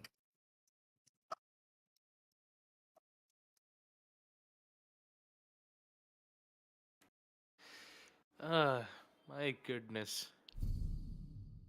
What? The They're not asking for a timing. pause? Wait, no, Kyla Warriors. Aren't they asking for a pause? No. No. I think it's the low chat timing. Everyone's from Bangladesh, right? So Oh, yeah. I think Attackers so may locate and because defuse as many bombs as they can. And, Poison is from Bangladesh. Yeah, I'm just trying to check it out from the info that I have from the admins' side. Again, kudos to the admins who always make an amazing job at giving us good information, you know. Okay, I think it was Noakhailla Warriors, right? Noakhailla Warriors, Poison. Yep, Poison is from Bangladesh. Bomb located by attackers. good night. Oh, Yeah, he's out of this game for another hour. wait, aren't you from Bangladesh too, Aggressive? Exactly. Device deployed. Yeah, I am. 5 seconds left You know? before insertion. I mean, but the rest of the players from Noakhailla Warriors are from Bangladesh. so- Everyone's from Bangladesh. Like the district name, I think they're all from Noakhailla. Like that's the name of a district. Oh, okay. Nice. Yeah. But anywho, round number Wait, that's a 6. trade. Yep, an instant trade, and it's Abidwi and Taha who just battled out together and just equalized it like that. Again, back to that point. Like Noakhailla is actually a district in our country. Demounted. Let them come. I Yeah, didn't that's know. where the name I didn't comes know. from. Nice. I actually got to learn a few things about the name Noakhailla. It's actually a district name. Nice. Ooh, forget about the C4. district though, because that C4 could just be a little bit of a nuisance. They're not careful with it. 2 players have been spotted. Oh my god, look at the amount of damage that what C4 did. 3 players got caught in it. They're all at half HP, no finger, no nothing. And yeah, I want to see how this attack is gonna go for the players. Oh boy. Man, just They need a feels miracle bad, to man. win this. They need a miracle to win this one. So low on HP. MI7, Nemesis, and Ayan, all 3 of them. And that C4 will also confirm the kill 2 from GG's Champions. Still have grenades. 4 grenades. They could use it to, you know, cook and get a kill or 2, but knowing that they're constantly being Attackers recovered the watched bomb from diffuser. Vortex's cardiac sensors, I'm pretty sure that Noakhailla Warriors won't have any other ways but to challenge this head on. A bomb has been located. Not use the vertical line of sight and just go with the horizontal push. Losing a lot of time, 1 minute, and I'm pretty sure that Noakhailla Warriors might, it's just too hard to say, man. Copium will win round number 6, that's for sure. Unless Ayan has something else to say. At this stage, all the members from defense are playing it so slow. They're playing it so safe.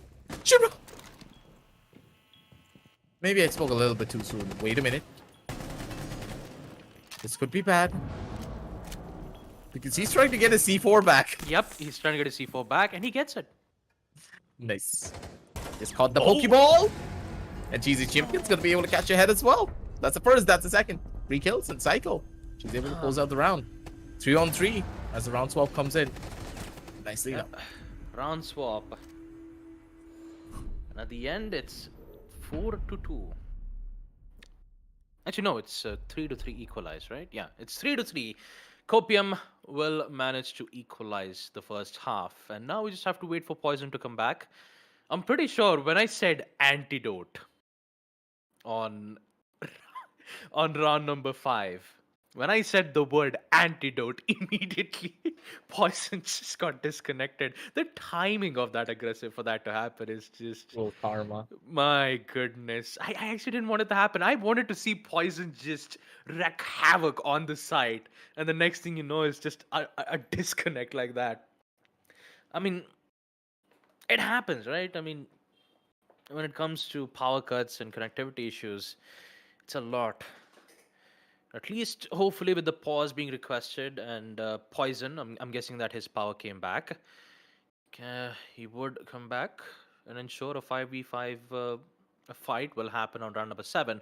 The only difference is that the second half, Copium will be on attack and Noakhailla Warriors will be on defense. So, all in all, Noakhailla Warriors, although they were looking very strong on attack, can they do the same thing on defense? I'm just a little bit worried. Because at the same time, I guess it's okay because apparently Poison's already going to be coming back, so it'll be okay. I don't think it was a full-on power cut, or maybe he has backup power. They never really know. Honestly, there's scheduled time zones for when the power cuts happen and when the load sheds will occur in our country, but they never follow it, which is very stupid. I gotta ask you a question, Aggressive. Does the load shed happen like district-wise, or does it like, No, it's all over Bangladesh. all over Bangladesh? My God. Yeah, the main issue is the government, and what they said was there's a lot of problems with getting fuel to produce the energy. So that's why they're gonna do like load sheddings all across the country from time to time. Like this area is gonna get a load shed in this time, and the whole area is not gonna have any power. So technically, you guys don't have a proper timing on exactly when load shed will No, we happen. do, but Yeah. considering Bangladesh, you have a tendency of not having the proper time zones every single time. That's the thing. Ah, man. Normally my power cuts happen at 8. Mhm. And then suddenly it didn't happen at 8, it happens at 10. You've seen me just disappear on broadcast a couple of times, right? It's Yeah, because I of the did. load shedding. Yeah, I did. Man, timings are horrible, but hopefully Poison's gonna be able to get back into the groove. His Amaru play was just a little bit too powerful for his It was power too to handle. powerful, man. Yeah. It was too powerful. And for a moment that I thought I was about to witness another ace from Poison's end, right? We've already seen MI7 perform his ace on round number 1.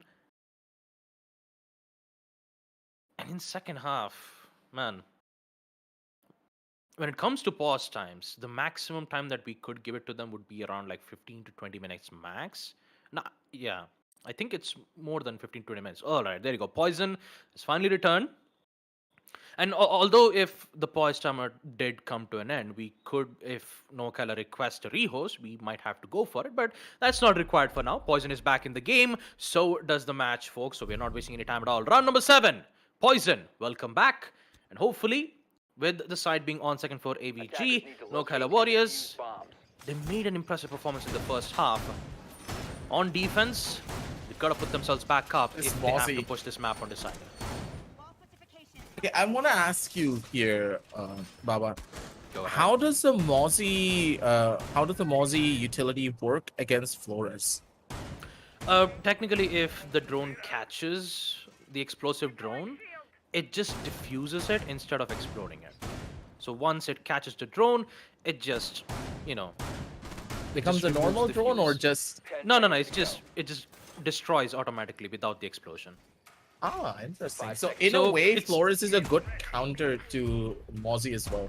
Yeah, it is. But the funniest part about it is that the pest is so smart that it removes the fuse of the explosive drone and just diffuses it and destroys it all by itself. You know, it's just that's how smart that technology is from Mozzie.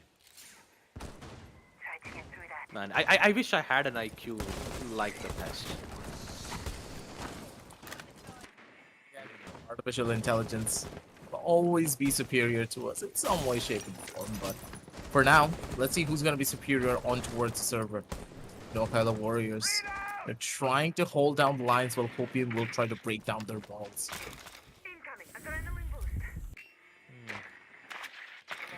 For Copium, though, since they're on attack, it's an interesting pick for Vortex to bring in the Kebi. The calls will come in mainly because they didn't pick mute, and with surpassing amount of information that they have, Awidwi starts to find the opening pick. There goes Ayan. Oh, Instant he fall jumped. back from the player, but still, we see Nemesis come back with yet another kill, and that too, it's Awidwi. Instant trades, but in the end, they will have control on Statuary and Trophy Room nonetheless. This is a position that you really don't want to be in, especially in this scenario. Shinra holding from the back lines of it. Drop the bomb He's gonna work his way in, knows the entirety of Saturday has been cleared out. What's the game plan here to make their way towards Aviator though? Because they do not Attackers have have located any bomb. control over onto Office, and 90 control is still to be established. Gemini? Oh wait, yeah, Gemini is gonna be used to try and get some information. 90 hallways player has been spotted, so now they need to drone him out. They need to work their way in a little bit more quickly though, Uh-oh. because Copium, they're looking to be in a little bit more of a problematic scenario.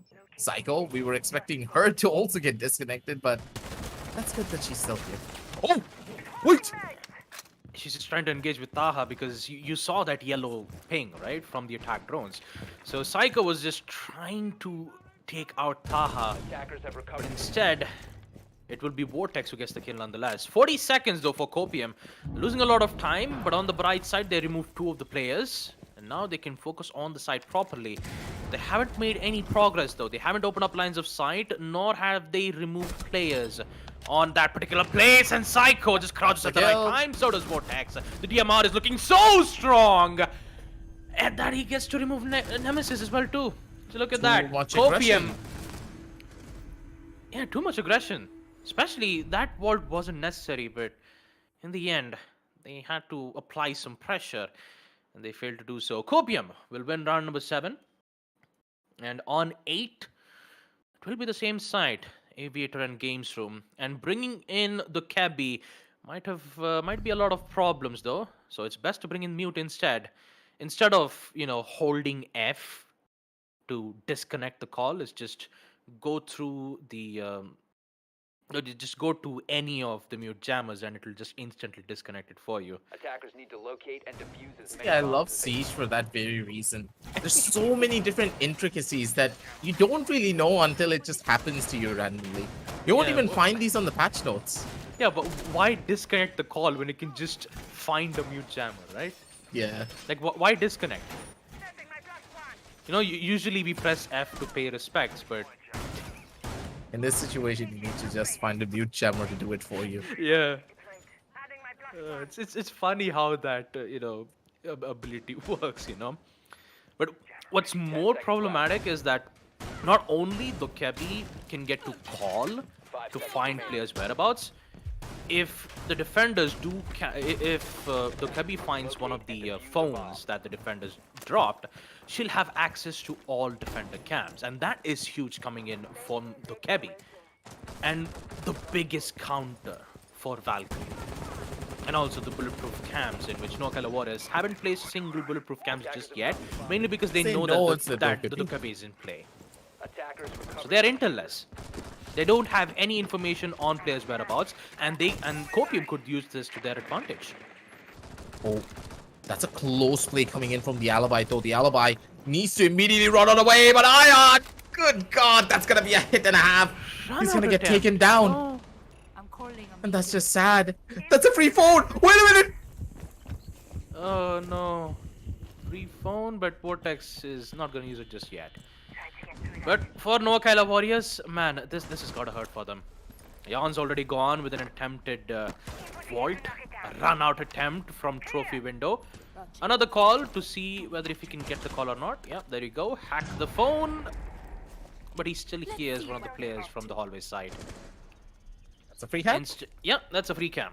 Default cams at the hands of Copium, and now Noakhailla Warriors are in the danger zone. Yep.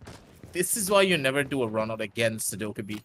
It's just so dangerous to go in for plays like this. One player can now just sit on the cams and just completely get all the information. The defenders need to destroy their own default cams at this point. A bomb has Talk about fighting yourselves on the worst end possible of it be casual kill, because he had information on the drone and also a default cam. What do you do here in these type of engagement? Poison, he's all the way down at the very bottom to try and survive this play. The knife comes in, but wait! Utility in hand, Daha. He nearly got taken down a couple of pegs here. Psycho getting a lot of damage on, but he's shit! What? Man, She still fights the kill using the bearing 9? attackers have located a bomb. 1v5. It's poison. Beautiful shot though. Shotgun at hand. He could take out the player from main stairs. That is good. But he doesn't have the C4. Attackers are Misplaced activating C4 didn't get the kill on towards 90 and needs to find all three players. Gets caught out from the attack drones and now he's hunted on all directions. Can he get the kill? No, he does not. Vidvi's LMG will reign superior on this round. Give Copium the win on round number 8. And if Poison had the default cam on 90s, if he could properly pinpoint one of the attacker's location, he would have got that kill, and that would have been a 1v2 situation, right? But, man, Copium, they have won both round number 7 and 8, and they are 2 rounds close of getting ahead into the lower brackets. Noakhailla Warriors, it's just... Yeah, Noakhailla Warriors, they are definitely... They are not looking good Defenders, in the protect second your half. bombs from being defused by attackers. Again, at the end of the day, I guess it's okay. Give the side of Noakhailla Warriors an opportunity to just play their game out properly, try to adapt and maybe evolve to a lot of the strategies coming in from Copium. Because Copium, the way that they're playing, they're just being so aggressive that it's very difficult to get away from a lot of the avenues that they're making. And because of how little intel the members of the members of Noakhailla Warriors have, it's just working to the favor of Copium. But again and again, I see the gunfight capabilities coming in from Copium to be substantially better. They're so much more confident in the way that they're taking their engagement that it's insane. You can't make this up. How many gunfights have the side of Copium won just on the brim of it? They got more headshots in comparison to the body shots.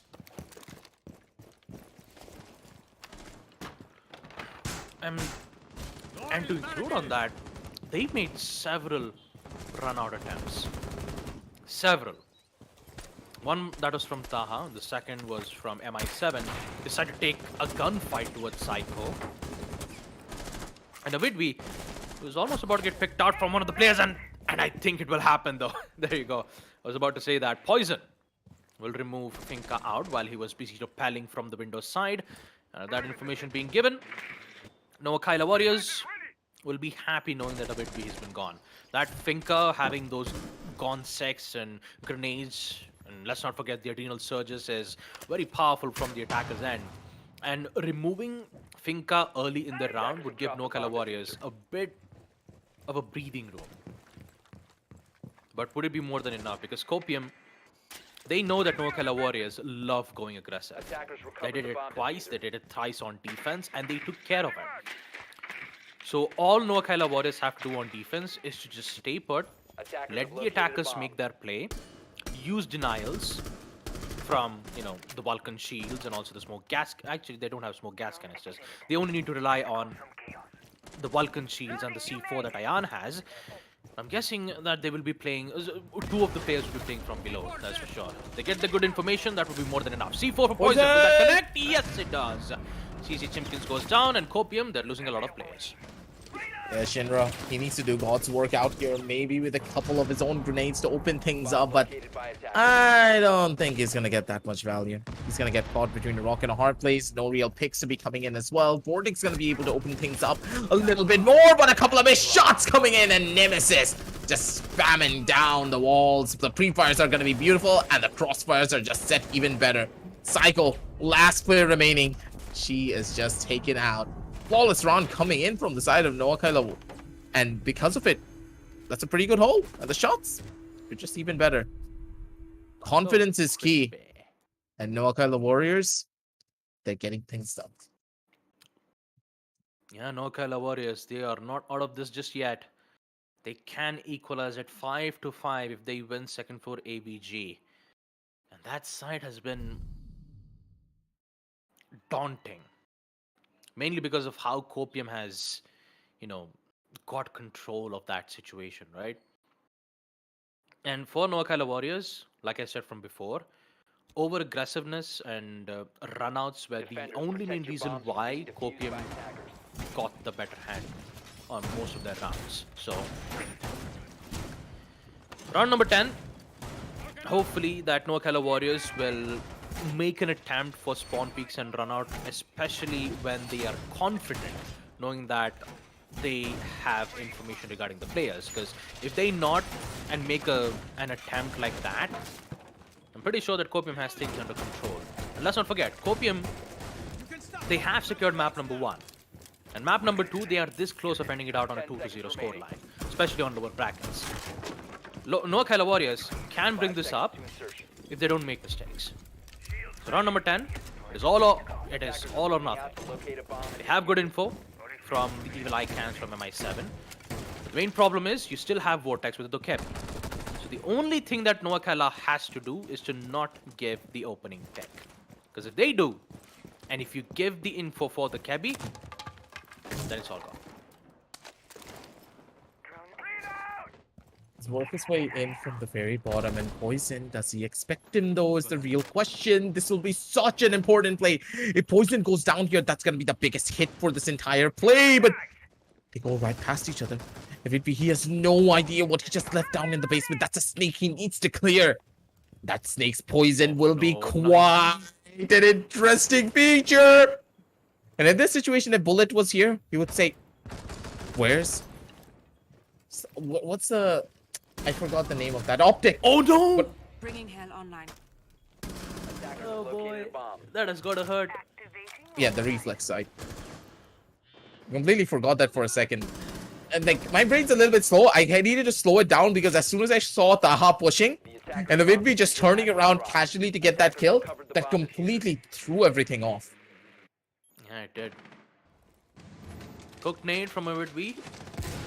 It's not gonna find any player as of now, but you could say that Copium has things under Psycho. control. Look at that. 2 kills already and Noakhailla Warriors. It's not working out. Copium has all the time that they need here. 1 minute and 30 seconds. Although they have good information, would it be more than enough for Noakhailla Warriors to get them a win here? Second cook grenade won't work out, but it will give Avidvi's location nonetheless. Willie wins this gunfight though up against Poison. This is such a have the crucial gunfight as C4. well. Oh Oh no! And an FMG, Avidvi somehow survives. He's taking a lot of damage. And Chindra, he actually gets the better of it. He actually My finds goodness. that. He What actually are these finds that. setups? The crossfires are just so beautiful each and every time. Ion He's trying to hold down the walls, and what a good shot. Psycho didn't even expect that. The peak's going to be perfect, and the slowdowns are going to be even more beautiful. Ion, he holds it all down. 90 hallways, so has full control, and the Gemini is going to clear out even more. They know one player's over towards the side of Vault. You need to be careful of the clear. Ion, where are you looking at, buddy? Oh, jeez. They have an Evil Eye there. Why aren't they still peeking that? Wasn't the Evil Eye there? I'm guessing that the 90s hallway where the Evil Eye was. I'm guessing it was. No, it wasn't on destroyed, 90s. something. It wasn't on 90. Oh, wait. The Gong Set can actually destroy it if it's close enough to Yeah. it, right? They had gone Ah, 6, that's- and plus they didn't had any ADSs or magnets to cover up that particular place. So I'm guessing that it was either destroyed or you can just melee the melee it to not give any information. So I'm pretty sure that they just meleeed the evil eye cam and just pushed away nonetheless. That's what I'm guessing. Locate and defuse And bombs. also, you can also melee bulletproof cams to not give any information, but you'll still have the gadget nonetheless. You have that minor change coming in from the bulletproof cams and also the evil eye. But nonetheless, we will see Copium put themselves on match point 6-4. They just need one round win to secure map number 2 and also the lower brackets matchup. I'm pretty sure that Noakhailla Warriors, they are not going to give up that site or round that easily. 10 seconds Taha, left. I'm guessing that he already got one of the attack drones already in the prep 5 phase seconds itself. to go. Interesting. Attackers must locate and defuse the bomb. Fritz here as well. No Attackers kind of drop the Warriors. diffuser. Attackers recover I don't the know, bomb. man. It just feels feels to be very disconnected as a team. I haven't really seen them play together as a squad unless they go in for a very fast aggressive rush. Whenever they go for a very slow controlled play, they're just playing their own game. They're not playing off of each other at all.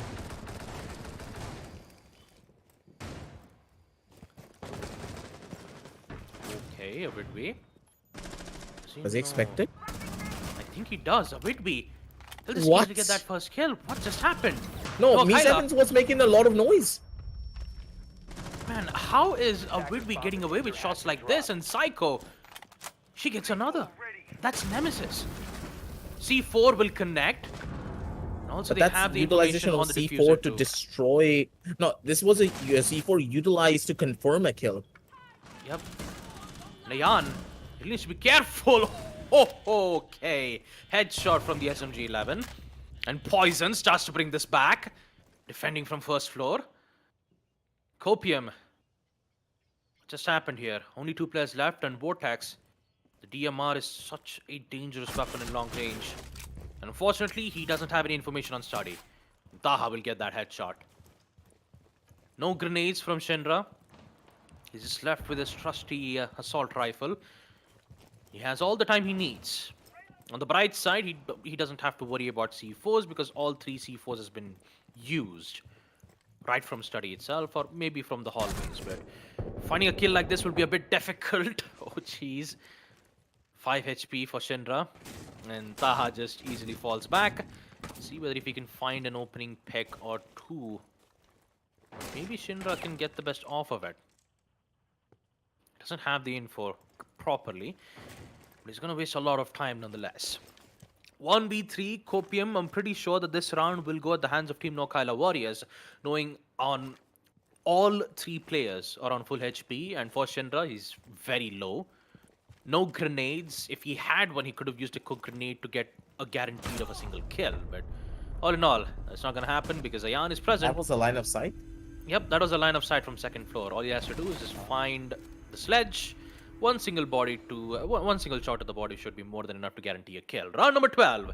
The show's not over yet, folks, because Noakhailla Warriors, they can bring this back up. And if Copium doesn't shut this down, if they don't shut this down, then they will win map number 2 nonetheless. Noakhailla Warriors, they're this close. They can succeed. Copium, they are on the brink.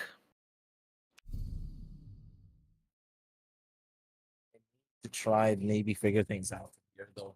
These Noakhailla Warriors, they took a pretty good defensive hold, but it was a 5 versus 3 situation, and it always comes down to the 5v3s where the team finally starts to play Attackers together need as to a locate squad. and defuse I don't bombs. know what happens in the 5v5 scenarios. Players take a lot of aggressive fights, and then finally at the very end, they're able to run their way back. Play it smart, play it slow, but you can't always rely on that. You need to showcase some level of consistency when it comes down to this. And at the end of the day, Copium, they started to make mistakes. You were able to capitalize, and I personally love that. But again, I go back to the statement that I make all the time. If you wait for your opponents to make the mistakes and then and only then you can win out a round, you're not really playing the game of Siege properly, because you're supposed to force them to make mistakes, not use your own players as bait and wait for them to do it. Because if that's how you're going to play, things will be a lot more difficult for you down the line, even if you win out on this match. This side, though, on the other hand, could favor for Noakhailla Warriors if played it in the right way. You could see how, Noakhailla Warriors are playing this patient. There's no presence being shown around from second floor. Now, Woodby doesn't have any information, but he's still waiting for the attack drones to give vital information nonetheless. You could see Shinra already towards the laundry side. He will, of course, repel back from second floor master bedroom. And what is happening here? Woodby playing this good, and he will find one. Unaware of Woodby's location, Ayan gets picked out. And now he wants to continue this aggression. Not quite sure if this is a good idea. The renal surges could at least help them to support the rest of the team. They're ensuring that they would at least remove certain utilities so that the rest of the attackers could just proceed without having any hiccups. Flashbangs being used to see whether if they can find a player or just take out one of the important utilities. But on the other hand, you could see their presence being shown around from the bathroom side, and Poison smartly uses a C4 to claim one of the players, and that too it is a Widway. They've equalized it 4-4, but a minute and 30 seconds, Copium, if they cannot figure out this problem, then I've clearly said that Noakhailla Warriors have things under control. Especially because of that shield still being present. That shield alone can be a massive tone on their sides on towards Astronomy. They need to clear out a couple of their plays, and yep, that's the shield gone in 3, 2, 1. That's the clearance of the shield. They have everything under control, and Psycho comes in down strong. She gets the headshot over onto 1, and that opens things up quite heavily. But again, the members of Copium, they cannot underestimate what Noakhailla Warriors can do, especially in these 3 versus 3 scenarios. Me7 went in for a shot, does miss out on it, but still does a decent chunk of damage and gets information for his team that they're going to be holding from the back end of this. Me7 good for the first initial kill. Shinra goes move, gets taken down, but still the buck. What? The Frost? Buddy, what you looking at here? Astro Control is at the hands of Copium, and look at that, Copium! Oh. They are so powerful, and MI7, he's the only one who They can bring knew this he round was back. in. Yeah, they knew he was in trophy. Yeah. Last call will be in trophy. He has to be playing from the side of the hallway. 90s will not be clear. Oh my god! He did with that! No! Psycho! Oh god. She's safe. She's safe. Cheesy Chimkins is here for the support, and a headshot to confirm the kill. Cheesy Chimkins will give the victory for Team Copium, which means that in the lower brackets it will be Team Copium who will proceed into the next phase. An impressive efforts from Team Noakhailla Warriors, but unfortunately, really well. their adventure comes to an end. Yeah, Psycho just... What a player. God, I'm not gonna lie. Psycho, amazing player. Although, playing as the support, playing as the support and getting kills both at the same time is not an easy job for any support roles to be dishing out major damage like that. But in the end, we see what exactly just happened, and Psycho, what an amazing player she is. For Noakhailla Warriors, though, on the other hand, there are some great efforts, but in the end, they will be the third team who will be eliminated out from this playoffs. But on the side note, at least they will claim 6th spot on this Community Cup, in which at least they'll go out happy with some certain artist credits at their disposal. Sadly, at the end of the day, we expected Noakhailla Warriors to be one of the finalists here, considering the lineup that they had, considering the track record that they had as well in the Pro Series and the previous Community Cups. It just, I don't know, man. How do you make this one up? They just, completely tumbled down. They were taking massive strides moving forward, but as we head on down over to the highlights to relive all of the moments, they just tripped, they fell, and they never got back up at all. A couple of rounds they were pulling off miracles, but it was purely based on the mistakes being made by Copium and a very aggressive rush that completely caught every single member of Noakhailla off guard. Sorry, not Noakhailla, Copium off guard. That push from the Amaro and Poison, that was an individualistic performance that you cannot replicate every single time because adaptation is the name of the game, especially when you're playing the game of Siege. Unless you adapt as a squad, you're not playing the game properly. Noakhailla Warriors, man, in the first half, you could see how great that they were, dishing out players, right, on both on second floor AVG. And then suddenly, when Copium decides, you know what, second floor definitely not working out to our ends. How about we just ensure that we get first floor victory on kitchen and dining? And turns out it really did work out well for them. When you have pulses monitors that can give you constant information on players' whereabouts, a C4 that you have to worry about, and players holding in from second floor, which has good information on your whereabouts, Noakhailla Warriors, they couldn't get to deal with that situation nonetheless, but they did held their ground. We even saw Poison just he was doing insane things both on attack as well as defense. And how can I forget about MI7? His shots with the MP5. The MP5 or was it MP7? Yeah, I think it's MP7, the same gun that Mute has. MI7 was also dealing good damage too while he was on the sides. Those headshots that he deals is just massive for Noakhailla Warriors to win it. But when it comes to an execute, Psycho, on the other hand, she was all over the place, getting kills, successful plants, post plants to force Noakhailla Warriors out. And Shindra, he's also doing major job too from the hands of Copium. All in all, Noakhailla Warriors, there were some certain strategies. The cooked nades from Poison. How can I forget about that? The cooked nades from Poison was just absolutely amazing. Right from below, from first floor, for a moment I thought that Copium had firm grip towards the aviator's room site. The only major weakness was a cooked nade, and getting a cooked nade like that just gave away the entire advantage from Noakhailla Warriors. But MI7, though, amazing performance from this man right here. Round number one, an instant ace, and definitely that's a clip for the Community Cup Season 3, and that is an amazing one to look at. As we take a look at the match summary, Poison with 13 kills, MI7 with 8 initial kills from Poison as he gets 3. Avidwi, on the other hand, 5 early kills. That is huge. 10 kills with 75% cost. And with it, that would be the end of the first match. 2-0 at the hands of Team Copium. They will proceed into the next phase, and for Team Noakhailla Warriors, they will secure 6th place in this tournament. That's not really a lot of credits that they really wanted. Mm-hmm. They could have gotten way more, but at the end of the day, the level of plays that we saw coming in from Team Copium were just there was no way you can counter that. Not at all. Because again and again, we saw Copium play together as a squad. They were playing together as a team. They were playing for the trades, and the way they utilize their utility was absolutely immaculate. Then came a lot of the plays with the C4s as well.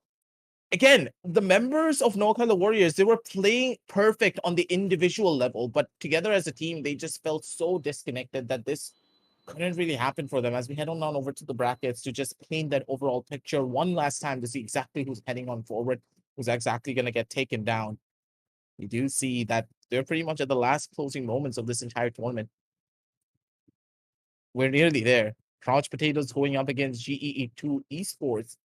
It's going to be an interesting one because Crouch Potatoes, they left a lot to be desired for against their match of Waterboys. So GeeTwo, will they be the team to move it down forward? Because their game was a lot more decisive.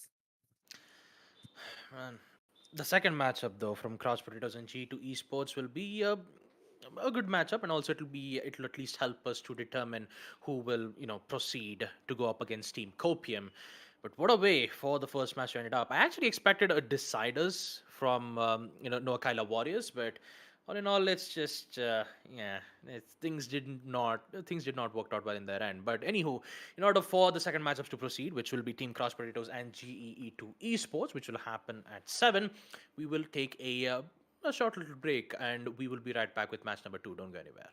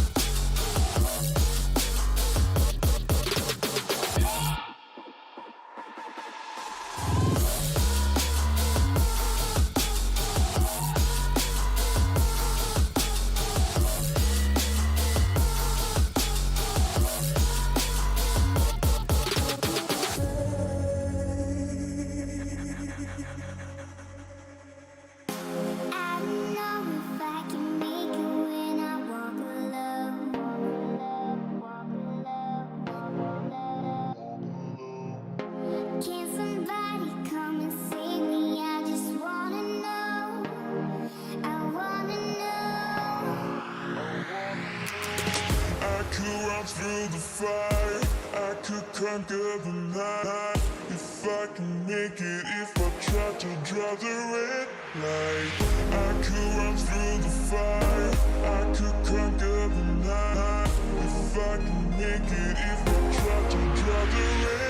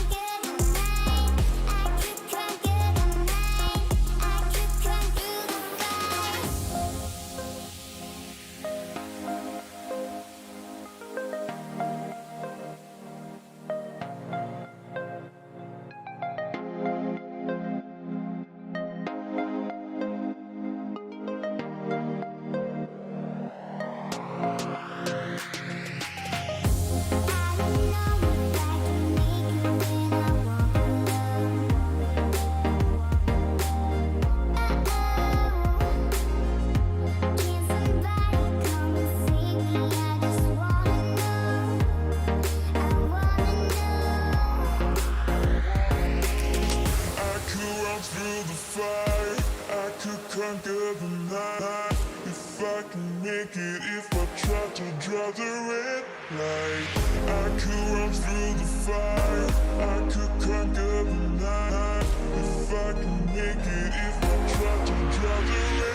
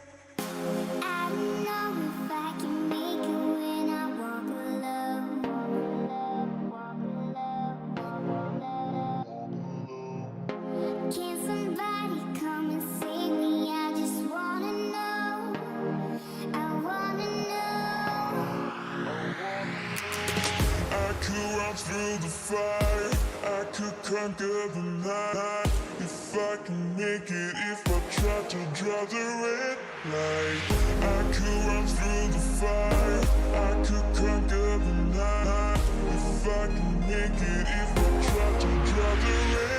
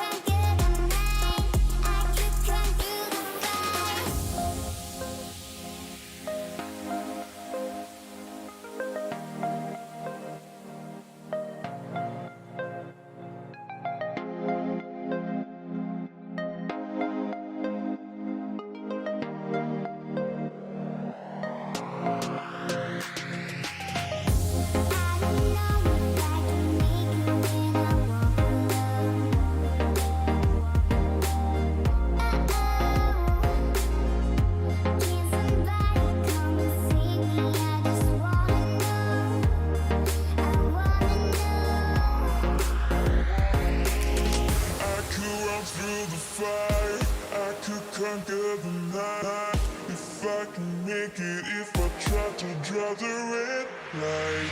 I could run through the fire, I could conquer the night.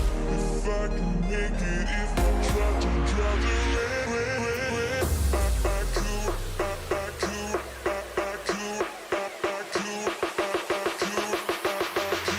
I could run through the fire.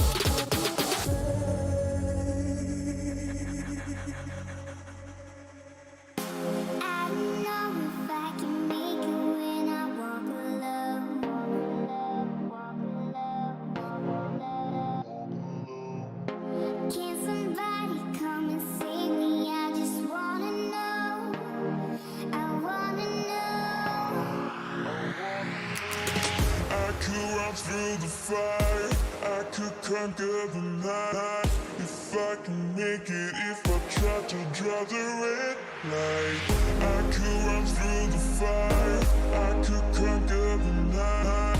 If I can make it, if I try to draw the red light, I could.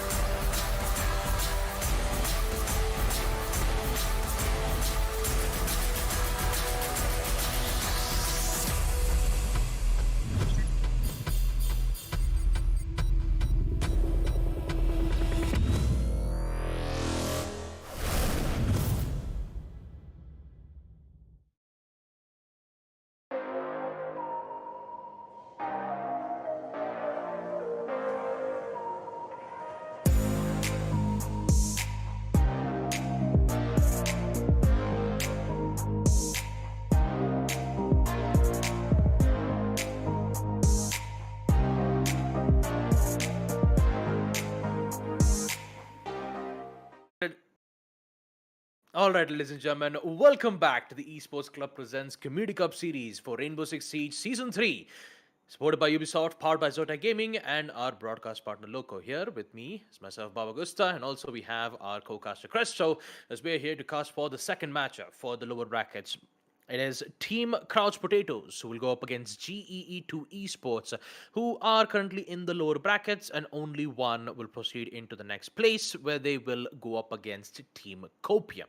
To talk about Team Crouch Potatoes and GE2 Esports, both of them had a rough start in the upper brackets. G2 Esports, on the other hand, did succeed their first lower brackets matchup, and now they are here up against Team Crouch Potatoes. Map veto is present. Chalet will be the map being brought out from Crouch Potatoes. G2 Esports will pick map Oregon, and then, last but not the least, the deciders will be on Cafe Dostoevsky. Cresto, what do you think about the map bans coming in from these two teams? Well, it looks a lot like strategic ones, and to be very honest, it looks like a deja vu of the previous games themselves because we have seen so many Oregon and Osala in the play. So there's a possibility that things are gonna be hovering around these maps for a very long time this time around, unless Cafe is gonna be seeing some action. But then again, from the current standpoint, from the player side, I've seen the side of Courage Potatoes has a lot more of a experienced players compared to the side of GeeTwo, unless they have changed their IGNs, which is a very common tactics people tend to do nowadays. So that is gonna be there. But about the maps themselves, I expect a lot of things to happen on the map of Chalet in general because this is the first map and the players have a lot of times to prepare themselves. On the map of Oregon, yeah, there's the bread and butter play, so there's nothing which can go too wrong for either of these teams. But then again, it's all gonna depend on the player strategies, how much scrims they have played, how much time they spend with their teammates. Well, as I said, from the side of Crushed Potatoes in general, it kind of feels like that they are a bit more experienced because I was able to recognize their players. Can be the same from the side of GeeTwo as well, but the IGNs were not familiar to me. But then again, I'm not gonna be the devil's advocate here. Yep. Whether or not if Team Crouch Potatoes will get their revenge back in the upper bracket smash-ups, they have to defeat their main problem, and that would be against GEE2 Esports. They did, however, succeed up against Team North Star on a 2-0 scoreline. And talk about the rest of the matches that we've had on playoffs, except Kira Esports and Noakhailla Warriors in the first lower brackets matchup that you see. That was the only match where it went all the way to the deciders. The rest of the matches always did ended up on a 2-0 scoreline, with overtimes not being brought up from time to time. But for now, this matchup, what do you think about this, Cruster? Do you really think that this would go all the way to map Cafe Dostoevsky, or will Crouch Potatoes just end it 2-0, or should I say the same thing to GE to Esports as well? It might just go to the third map because, as I said, there've been multiple. To be very fair, these players by now, I'm pretty sure that they have done their homework. That okay, these maps have been seeing so much love in the entirety of the playoffs and even in the qualifiers, as you remember. So there is a high possibility that they're gonna be pushing their absolute limit to these two maps, or maybe they're gonna be able to take their own maps initially, and they're gonna be able to do something out of the very hat. The very third map. Well, I'm not gonna be started because we did see a couple of unusual maps like Border and so on in the third decider, and decider has been a very rare occasion, but not necessarily an occasion we didn't even see at all. But now we're going to be moving to the ban fish, ladies and gentlemen, as we're going to be seeing GeeTwo Esports starting things off by banning a Finka. Makes a lot of sense because of the LMG, the Gon 6, and so on. And on the attacking side, Thatcher is going to be taken out. So doesn't quite surprise me. What is going to be interesting to say, the very least from my end, it's going to be the defensive bans. Valkyrie, not going to be surprised. But if it's a Cade ban on the map of Chalet, it's gonna be a big question mark because, to be very fair, you can destroy the electro claws from the verticalities usually, and in general, in this map, Cade is not a very strong operator, even though there has been occasions that we do see him on a very strong, anchor. But it's gonna be a Mira, not a Valkyrie being taken out. Alibi is taken out. Well, it does make sense to me, because there's a lot of windows in this map, and I remember back in the days Sparko and his teammates used to play Alibi exclusively just to deny the attackers to take control of the windows because the holograms themselves, obviously, they can tag you, but at the same time, they can block your vision. And this is exactly where the side of Alibi shines. And I guess the side of Crushed Potatoes is just banking on that. Yeah, this is the same ban that we've seen from G2 Esports when they also went up against North Star. We've seen a lot of alibi bans that would appear to have a slight changes in some certain maps. But knowing that they have to go up against Team Crouch Potatoes, where you have players like Cobra, Dark Lord, Nodi Yashid, Vinci, and Violet, who is more likely known to the scene. I mean, I can say the same thing too for G2 Esports too, when you have Moose, Expansion Tetra, Solo Carry, who's been making a lot of plays from his end. Solo Carry has been very influential for Team G2 Esports. Every single time when we see a G2 Esports be in a bit of a trouble, Solo Carry always, tries to recover it back, or he would give the win for the team as necessary as it requires. But there were some certain situations where G2 Esports have problems when it comes to coordination and some, communication 5 gaps. But seconds left. knowing that they have to go up against Crouch Potatoes, and this is their, final chance for both the teams, they've got to give it their all. You only have 3 maps, unless and until if it goes all the way 2-0, then things would not look too well in their favor. G2 Esports, on the other hand, one of the players have accidentally disconnected, which means that for Crouch Potatoes, they've already got their advantage in the first round.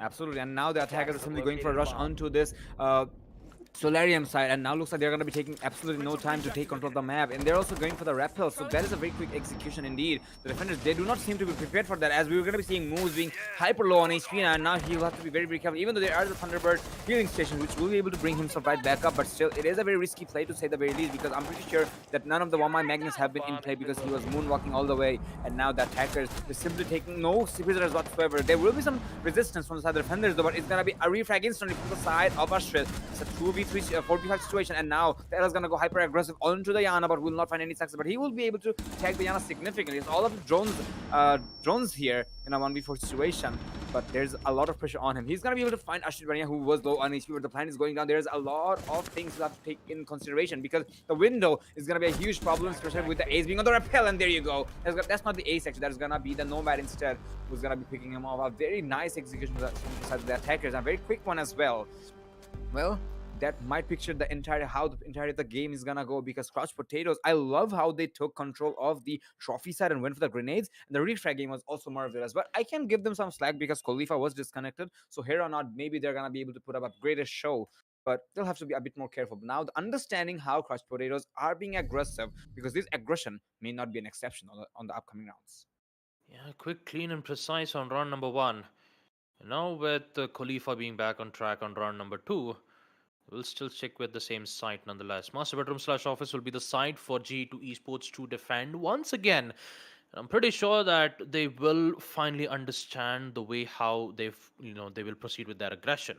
Trophy window entrance from the Waltzer side, and then they just, proceed with their pressure towards Solarium stairs. You've got to be careful with the cooked nades from Nodi Ashret. His cooked nades was so powerful in a way that it was difficult for G2 Esports to defend. And even though Drones was left in a 1v4, not having any information on the rest of the players, and Crouch Potatoes taking this nice and easy, did give the win on the attack rounds nonetheless. And you also got to wonder, you have the Thunderbirds Kona station, which will at least heal you back if you want to go aggressive. And I'm pretty sure that Moose was the one who went a bit aggressive from his end. His health was a bit reduced, then he fell back and healed himself for at least to a quarter of HP. Not quarter, it's a 3/4 amount of HP. Like, he had around 75 at that time. 10 seconds. But knowing that the main aim for Kaid is to use his Electro Claws, and getting frags with the Kaid is not a simple job as you'd think it would be. His weapon, AUG A3, despite it has a great amount of damage, it has less fire rate. And mainly because of that, the amount of gunfights that Kaid loses is quite substantially. So you would always prefer going with quick peeks and ensure that you always have your aim towards the head. And for Moose, not being able to succeed in most of his gunfights, and Crouch Potatoes, which in fact loved going aggressive from their end, you also have the air jabs from Vinci, which will deny GE2 Esports to make an aggressive attempt. There is one of the player, the Wamai from the hallway side, Ashrit. He almost was a bit... I was actually a bit worried knowing that Moose might go in for a run out, but instead he would not. And you could see Khalifa getting picked out quite early. Absolutely, the speed once again is going to be present, and we're going to be seeing the side of the attackers not taking any prisoners whatsoever, taking out Expansion, Tetra, and Khalifa in the process. 2 minutes left on the clock, and the defenders, they're having a lot of pressure because the attackers have a lot of time to put the maneuverabilities. And now once again, this is going to be a full-on piano take from the looks of it, because they have a good amount of control onto the mezzanine hallway along with the library side. They can even go for the breach if they want to, but Looks like Breach is absolutely secondary at this point because they will have to take control of K9 as well. And K9 is usually an objective area which is given to the attackers. We'll be seeing a couple of potato heads onto the side of the Kate, even though he is going to be able to stay alive. But this is not looking very good for the defender. Solo K is being aggressive here, and if he can find the success onto the sledge, but no, he won't. Darklord is going to be expecting that from a mile away. And now it's all up to the Kate and the Melusi. There's a lot of pressure, but there is a gunfight coming in as well. Darklord, wonderful shot onto drones. It's all up to Mini Moose in a 1v5 situation. As you mentioned, this AUG A3 is not very good when it comes to taking these situations, but he will have to make it work. There is a plan going down. There is no denial. There's no whatsoever. But he's able to find one, but not the secondary. Darklord is going to find him just like that and crush potatoes. Wonderful covers indeed from the side of the attackers. They'll be good for one, but that is not a damage they can be proud of. And as I said, the breach was completely secondary for them as they took the control from this K9 side. Minimus is gonna be saying hey because he was able to deny the plan, but unfortunately that's not gonna be very, very beneficial. 2 was on the scorecard already, and now GeeTwo Esports will have to understand that the aggression is gonna be something the side of Couch Potatoes will be banking on. They will be sleeping on it. Maybe they can go for a couple of trap operators, but simply they're not going to be focusing on that. They're going for another master bedroom defense. This is really confident from their side. They will be swapping out their composition slightly, going for a Goyo instead of a Cade here, along with a Pulse, I believe, instead of a Wamai, most likely. Even though, yeah, it is gonna be instead of a Wamai, the expansion, they're going for a Smoke. So I guess this time around, they're trying their best to deny the aggression, because if the Pulse is gonna be available, the attackers will be forced to clear out the roamers, because you never know whether a Pulse is gonna be roaming or tucking himself in. So burning time as a strategy, not a bad decision, but if the side of Couch Potatoes are gonna be buying it or not, that is the answer here. Although bringing Pulse might be efficient on first floor, it would have been best for the site to be also on kitchen and dining. This way, the Pulse would have good protection, knowing that the attackers needs to focus on opening up lines of sight, and also you have constant information where you can rely for your teammates. Although Khalifa,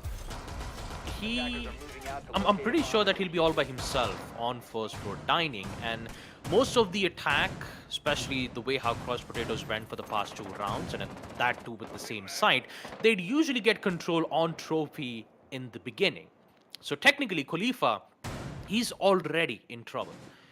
And the most likely thing that he could do is that he cannot be able to hold on first floor dining, but instead he'll just fall back. And Couch Potatoes, they're doing exactly that. Attack drones, information, cooked nade from Nordi Yashid deals major damage to Expansion Tetra, but he will be safe nonetheless. And now they're just gonna hunt down every single operator that they see. Cobra, there's the opportunity of Mini Muse, but I've gotta say, staying in Fireplace Hall might not be a good idea for a Mini Muse to be in the situation. But he's gotta make do. He knows exactly the rest of the players from Couch Potatoes have already gained control on dining room, just knowing that there is a Pulse in play. But Khalifa, on the other hand, that's a good frag. There goes Darklord. He's been dealing a lot of damage on round number 2, but with him not being available, GeeTwo Esports might have a good advantage in this early round. No more grenades, no more lines of sight, and Solo carries attempt of taking out the players while repelling. Might be able to work out, but no! Vinci survives in 1 HP. We get the confirmation, 4v3, but on the bright side, we see GeeTwo Esports love going aggressive, but the air jabs! Oh no! The air jabs denied it. Will fall back, but Couch Potatoes, I wouldn't say that it's working out well for them, because they're currently the ones having a very difficult problem. Absolutely. Now they'll have to focus on a lot on the western side, and I guess they're just doing just that. But still, with these HP disadvantages, they'll have to rethink when it comes to taking these gunfights. It's really Vinci, but the drone works are gonna be there, and we're gonna be seeing the side of Vinci making some solid progress. Despite of being low on HP, taking out drones there, and now things are looking pretty much turned the table around for the side of GeeTwo. A lot of pressure is gonna be deployed, and now they'll have to stay alive, and they'll have to be very careful. But there you have it. There is a mushroom gunner from the side of Cobra with a pixel on the piano side. It's all to Khalifa 1 second. He does have the C4, so he can make some significant amount of damage. The C4 is gonna be good. Can it connect? Yes, it will. But it's gonna be onto the Nomad, who's gonna be super low on HP. But his location has been revealed. He's gonna be putting the UMP-45, and now everybody knows exactly where this Pulse is. And now with this gun, this is looking very difficult because it does have significant amount of damage. Once again, the RPM is gonna be a problem. And the Twitch is just banking on their RPM here, because even one shot to anywhere to his body is gonna take him out. trying his best to make the play happen. He's looking for the player inside the shower area, but the attackers, they know exactly that even if the player is low on HP, they're not risking it. The C4, I mean, the Claymore is gonna be there, and simply that's gonna be able to take out the Pulse in the process. I was able to call it out, but unfortunately the timing was not quite perfect. He was expecting somebody to be there, but there was an adrenaline rush from the side of the Pulse. GeeTwo is really struggling to take anything out of the footing, but they can still find it. It was a good attempt, obviously, because they were able to open a lot of things. They were able to burn the time from the attackers. And this time it kind of felt like the crouched potatoes. They really had to rethink their strategy. But regardless of that, the recovery was wonderful. As we move on to the fourth round of the game, they will be going for a basement defense. This time a Pulse would have been, complimentary, but I guess they're not going to be going for that. Instead, a Thorn and a Mute is going to be brought out. But it's still gonna be a billion-dollar question how they want to play this objective in general, because Mute will do just fine when it comes to going for the deny onto the wall. And obviously, it can also deny the drone works. But still, Arcade would have been a bit more useful because there's a lot of walls to take care of. And at the same time, if you're taking care of the walls initially, there is the blue stairs. So it's a lot of pressure on the Mute. Still, it is doable. They will have to take the fights head on, to be very honest. In that previous round, I almost saw a nostalgic moment. It kind of reminded me of Canadian and Geo.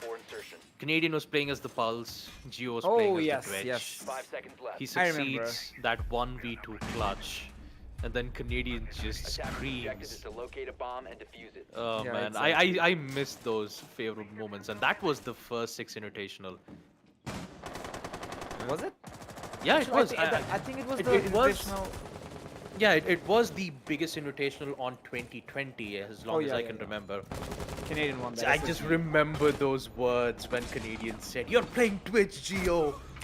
I'm using the worst gun in the game, but let's just focus on round number 4 as we see Dark Lord with the LMG to start things off to take out Khalifa, all towards the hallway side of Basement Wine Cellars.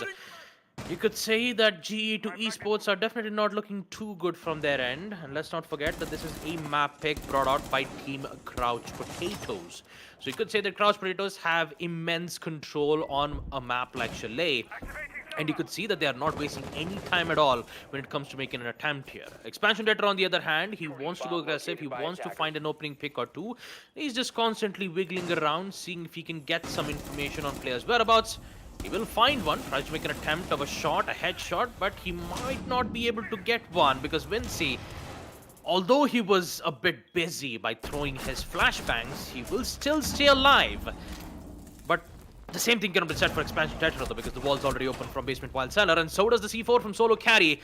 With all of that gunfight's being made, it is still Crouch Potatoes who still has control. An attempt of a peek, an accidental team kill from Dark Lord, which in fact will still favor for Team Crouch Potatoes because it's Mini Moose who's left in a 1v2. No control on both the sides. It definitely will be post-plant, and Mini Moose needs to figure out a way to bring this back up. But there's still a chance. The weaponry, which has good high fire rate and also some certain damage, the flashbangs won't be able to have some effect, and Vinci will get away safely. But can he though? Air jabs at the right time, and Vinci catches him off the act. Crouch Potatoes will win round number 4. I'm pretty much sure that they will be happy about this result. 4-0, not a single win at the hands of Team GE2 Esports.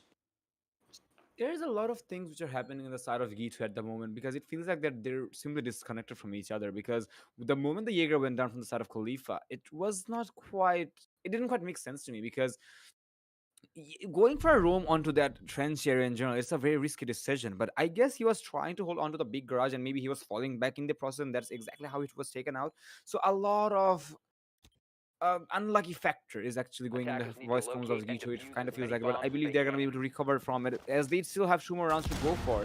And they are going back to the top floor defense. This is the 4th time we're going to be seeing this objective with pretty much the identical setup we have seen last time, but this time it's going to be a Valkyrie being brought out instead of a Cade.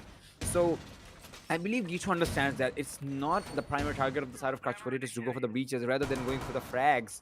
So as they are going for the frags here, maybe they're simply going to be banking on the fact that, okay, we need information that where are they pushing from. They're going for rushes, they're going for aggressive plays, and we need to get the refrags. And maybe these refrag plays will be rewarding them in the long run, but 10 still, seconds it's remaining. looking very difficult to say the very least, because 4-0 is not a bad scoreline, but they will have to 5 find the seconds best value out of it. The best they can find is going to be 4-2. If not, 5-1 is also going to be commendable, but Attackers objective is to 6-0, locate a bomb and defuse it's it. going to be difficult for them to turn the tables around. But regardless of that, it's looking like a very standard setup from their side. Aside from the side, the mini Muse is gonna be going for the roam, and I hope that he will be able to keep himself alive. And last time it was a pulse being brought out in, if I'm not wrong, it was from the side of mini Muse himself, or was it?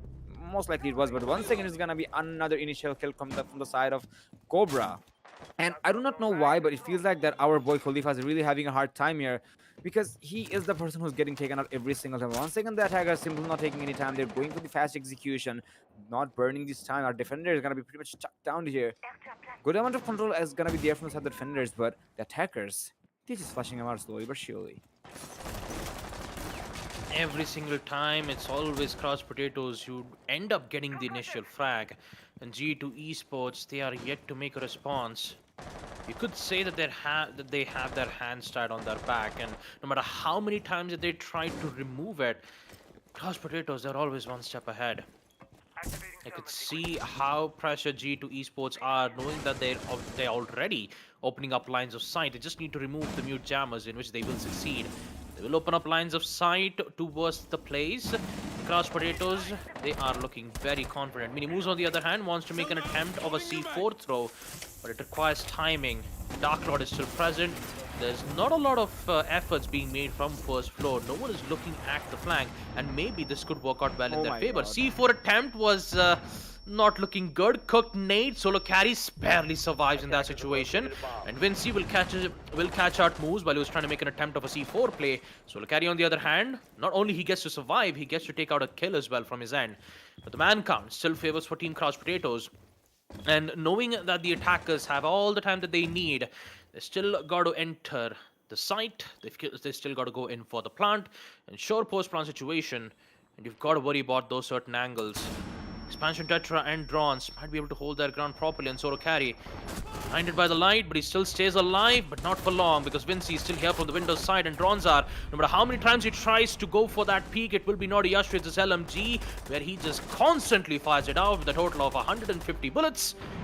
And all it requires is just a single shot to the head to confirm the kill. Team Cross Potatoes will win round number 5, and G2 Esports, they haven't made a response just yet. And I just like the fact how Naughty Yashri decides, no wonder they're nerfing LMGs. I mean, of course, when you have a laser beam, which is popularly known as the LMG, which has a total of 150 bullets, and you can just constantly shoot at them for more than 20 to 30, it technically kind of works as an explosion device, right? You just cannot move because they're just constantly shooting at Attackers you. need to locate So, and defuse bombs.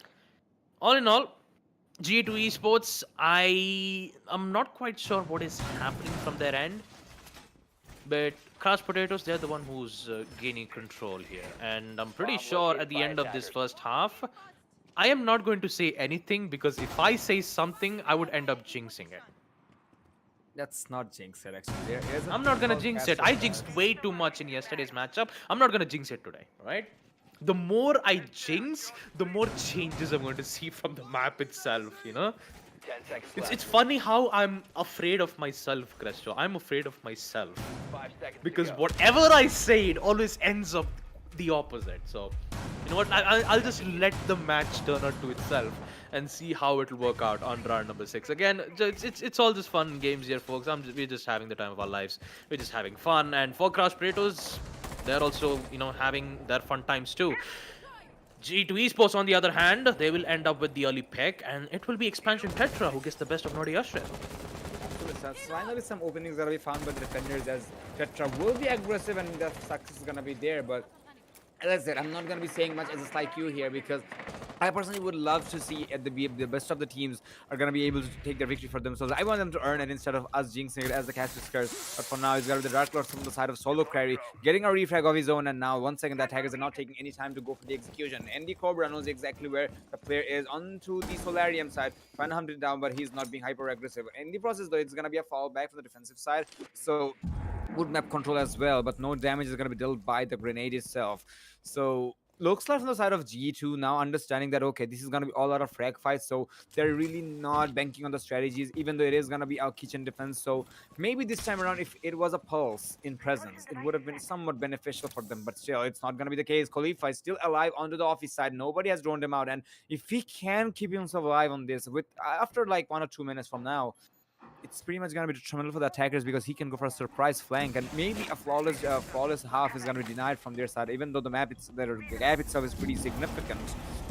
And now the walls are going to be opened up, and now Khalifa is trying to make some damage, and he will do just that. He's going to find one. There's a diffuser on the floor, on the bed actually. Cobra's trying to go for the recovery, but Khalifa super low on HP, and now with the 4v3 situation with Cobra being low on HP, it's looking doable for the attackers even now, but still, there is an opportunity for the attackers to do a lot of damage, and this is going to be something they will simply got to be banking on. 3v3 is going to be made, and now going for these situations, they can simply go for an execution objective, other than the fact that they'll have to be worried about Caveira with a shotgun on the library hallway. So there's a lot of things that attackers have not quite cleared out, but looks like the defenders, they're waiting for an element of surprise. And if we are going to be seeing an interrogation, Baba, this is going to be interesting. But now with 50 seconds left on the clock, the barriers will have to be destroyed. Otherwise, the attackers will have a lot of covers to go for the drop. Yeah, well, Vertical lands aside from Dark Lord to see if he can flush players out from the kitchen side. This will force G2 Esports to fall back. Grenade as well to remove the keep up barriers, which means that for one of the players it will be a bit difficult. And in a 20-second left mark, I'm pretty sure that an interrogation would not work out though.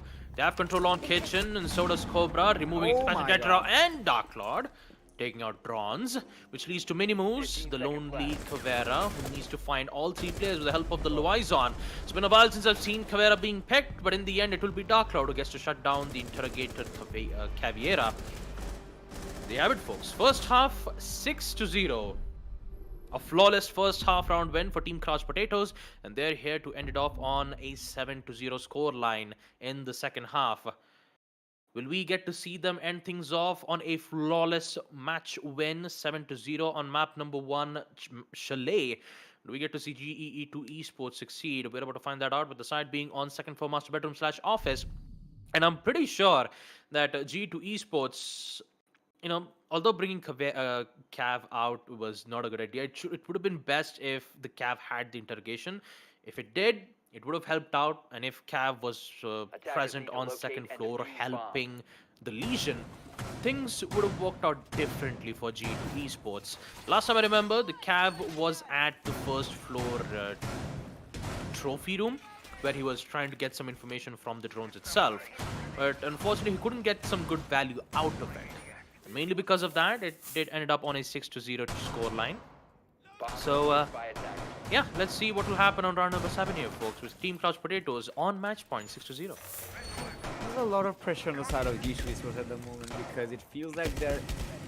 I'm not going to say that game itself has reached a point of no return, but there is an opportunity for them to come back. But going for back-to-back 6 rounds is going to be a comeback of an eternity. I do keep my hopes up, and I want to see them bringing this map for themselves, but it's really looking unlikely at this point. We do see a very strong composition of the attacking pool here. They will be bringing up a Lion as well, along with an Amaru. So I'm expecting a rush from the attacker side, but maybe they're gonna be a bit more strategical as well. We do not see any ace or any kind of hard breachers here, so maybe it will be a frag fight after all, going in for a K9 push.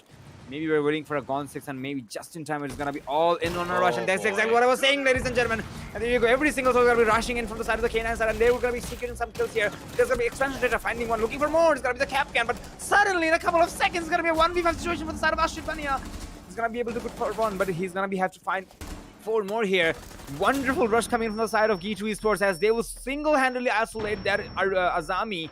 But there's a lot of challenges for him, and he's not going to be able to find anything here. I'm going to be more than happy to call that a flawless one, but unfortunately one of the players did go down from the attacking side. So that was wonderful. It's not going to be a flawless victory for the side of GeeTwo Esports, but their rush was so good onto the side of Crouch Potatoes as they were simply not prepared for it. And now Crouch Potatoes, they will be expecting just that. It kind of feels like that GeeTwo just made Crouch Potatoes feel their own medicine on an adrenaline surge. And wonderful rush coming indeed. It was all coordinated. It was all planned. But can we see it again? I do not quite know. We will be seeing a glass this time around. Well, interesting picks we have here, but Crouch Potatoes, what are they expecting? Wonderful execution, GeeTwo Esports. That was an entertaining round to say the very least. But is it gonna Defenders, happen? I still protect do your not bombs know. from being defused by attackers. What does an artist and a sniper have in common? Details. It's great to see. Yeah, Never mind, carry on. yeah. I mean, I actually wanted to listen to the entire round of it. Yeah. I mean, The go ahead, touch of Rashford. color is out of place, or the shadow doesn't match with the surroundings. Only difference is the stakes. Mine are higher. Meow. There you go. I know Man, my you mimicry gotta is not the best, but miss. still. Yes, I missed most of the operator selects videos. Like whenever you unlock a character, you would unlock some of their bios. I mean, their 5 lores seconds as well, left. right? And you also had the operators videos on every single one. I mean, the Attackers' initial objective is operators to one. locate a bomb The main thing that I like the most is Blitz because he doesn't talk much and he's always usually into action. So kind of like the sound that goes with it. But all in all, let's just focus on round number 8 as Crouch Potatoes will unfortunately gets to deny their flawless round win from G2 Esports' end with a hefty rush, which did succeed in their favor. Now on round number 7, this might be the same case, but for now they're just taking things nice and easy. With Crouch Potatoes, who just requires one single win on defense, G2 Esports, on the other hand, needs to win 5 attack back-to-back if they have to bring this back for the chance for G2 Esports.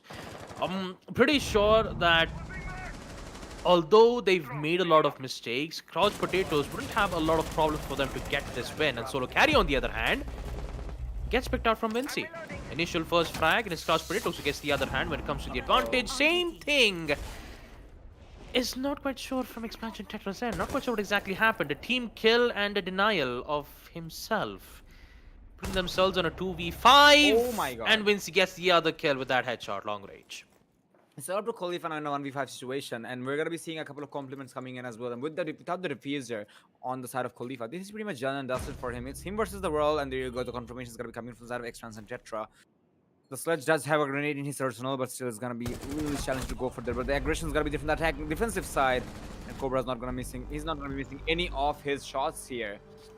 And just like that, a very dominating victory from the side of Crouch Potatoes to clean up the first map. It was not a flawless victory, but it was a near flawless one. 7-1 on the scorecard, and what an execution from the side of Crouch Potatoes. GeeTwo, they really tried their heart and soul best, but it kind of felt like they kind of fell short on the first half, or maybe just maybe they're gonna be able to go for a comeback on the second map, which is a selection of their own map. And Oregon obviously gonna be a point where a lot of usual plays can be seen. You can possibly predict your opposition as well. But Chalet, maybe the side of Crouch Potatoes were too much to handle for the side of G2.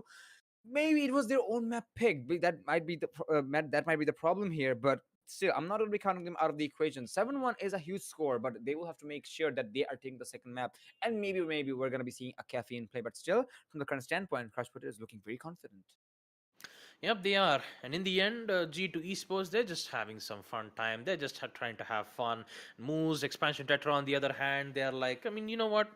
Since we are, not doing too good in the first half, how about we just have our own fun in the second half? The Rush, though, did really worked out well in their favor on round number 7, but I'm pretty sure that Crouch Potatoes have things in the bag because, I mean, just look at it. It's 7-1. 7-1. And the match which we were about to start at 7, now it's 7:39. So you could say that on second map this could be the same scenario. As we take a look at the highlights itself, most of the shots that we've seen from Crouch Potatoes was at the hands of Dark Lord. Dark Lord initial picks were looking good. GEE2 Esports, on the other hand, was not. And not quite sure what to say in this highlights entirely. G2 Esports were looking not good. I mean, they kept getting picked off quite early in the rounds itself. Cooked nades from Ashrit, aggressive plays, basement, snowmobile garage being picked once, second floor master bedroom picked 4 times, and they had lost 4 from Team Crouch Potatoes itself. So there was a lot of problems in their coordination wise, but all in all, like I said, both Crouch Potatoes and G2 Esports are having fun. I mean, we also got to find some of the friendly banters in the all chat itself, but I've got to say that the way how Vinci survived on 5 HP and the rush attempt from G2 Esports was the only thing that we could say at this highlights. Absolutely. But other than that, I did say one thing before the game started. It was that from the side of Crouch Potatoes, I was able to recognize a lot of players, a lot of veterans. But from the side of G2 Esports, it felt like that it feels like that they're new players into the scene when it comes to competitiveness. But I was like, all right, maybe some of them did change their IGNs possibly, but it doesn't. Now I'm pretty much sure that it was not the case. We're seeing a couple of new players here, and to be very honest, this is not something they should be disappointed of. This is not something they should be disheartened of, because they have made it so far into the playoffs, and now they're fighting against the big dogs here in the competitive scene of South Asia. So maybe they're gonna be able to learn a lot here, because yeah, you may not have the best game here, but you might experience that, okay, how do these top level players play? Because ranked games and competitive play are much difficult in the game of Rainbow Six Siege, and obviously this is where exactly a lot of things come in. Even me as a caster, I'm learning a lot from the players, the refrag games, the compositions, and it's just an example that sometimes going for the strategical push might not be the best decision you have here. Instead, you can go for frag games here, because from the side of Crushed Potatoes, they simply went for the frags. Yeah, the strategies has been there, but from the looks of it, this is just an indication how strong these guys are, even with the fact that they have supportive players, they have the refrag games and so on. So experience is something, in general, it's something you can never ignore. And now, ladies and gentlemen, we are going to be heading into the mass summary here. You can pretty much see the cost is going to be pretty much favoring the side of Crushed Potatoes heavily, because none of the players are going to be having below 70%. On the other side of the spectrum, it's pretty difficult for the side of GeeTwo here, because none of them cross 50%. So it is just an unusual day, or rather an unlucky day for the side of GeeTwo, that they tried their heart and soul best, but they just fell short with the experience and the composition. Maybe on the second map they'll get to be able to turn the tables around, but still, it is Oregon. A lot of usual play is gonna be seen here. So what's gonna be my opinion on that, Baba? What is gonna be your input on that, on the cost and match summary? I'm pretty sure on map number 2, Cross Potatoes will immediately win map number 2, Oregon, as well. Despite G2 Esports says that this is their map pick. And on Oregon, we've seen their, play styles on both upper brackets and lower brackets matchup. The main player on G2 Esports that would usually deal major damage is solo carry or expansion tetra. They are the ones who'd usually get an early pick and do recoveries both at the same time. So when it comes to solo plays like this, it's difficult for G2 Esports to be winning a team where you have Crouch Potatoes who'd usually go in for trade outs. The pushes are always strategic and recommended, which is in fact required on any game of Rainbow Six Siege. So pretty sure that Team Crouch Potatoes, they are looking indestructible on map number 1 because they just completed 7-1 scoreline. And now on map number 2, I'm pretty sure on Oregon this could be the same repeat. So all in all, that would be my prediction here, Cresta, because G2 Esports, on the other hand, although they're looking very good on solo plays, who knows, on map Oregon, those solo plays might come in handy for them, but it's just a random amount of chance. But for map number 2, in order for map number 2 Oregon to happen, we have to take a small little break, and we'll be right back after this.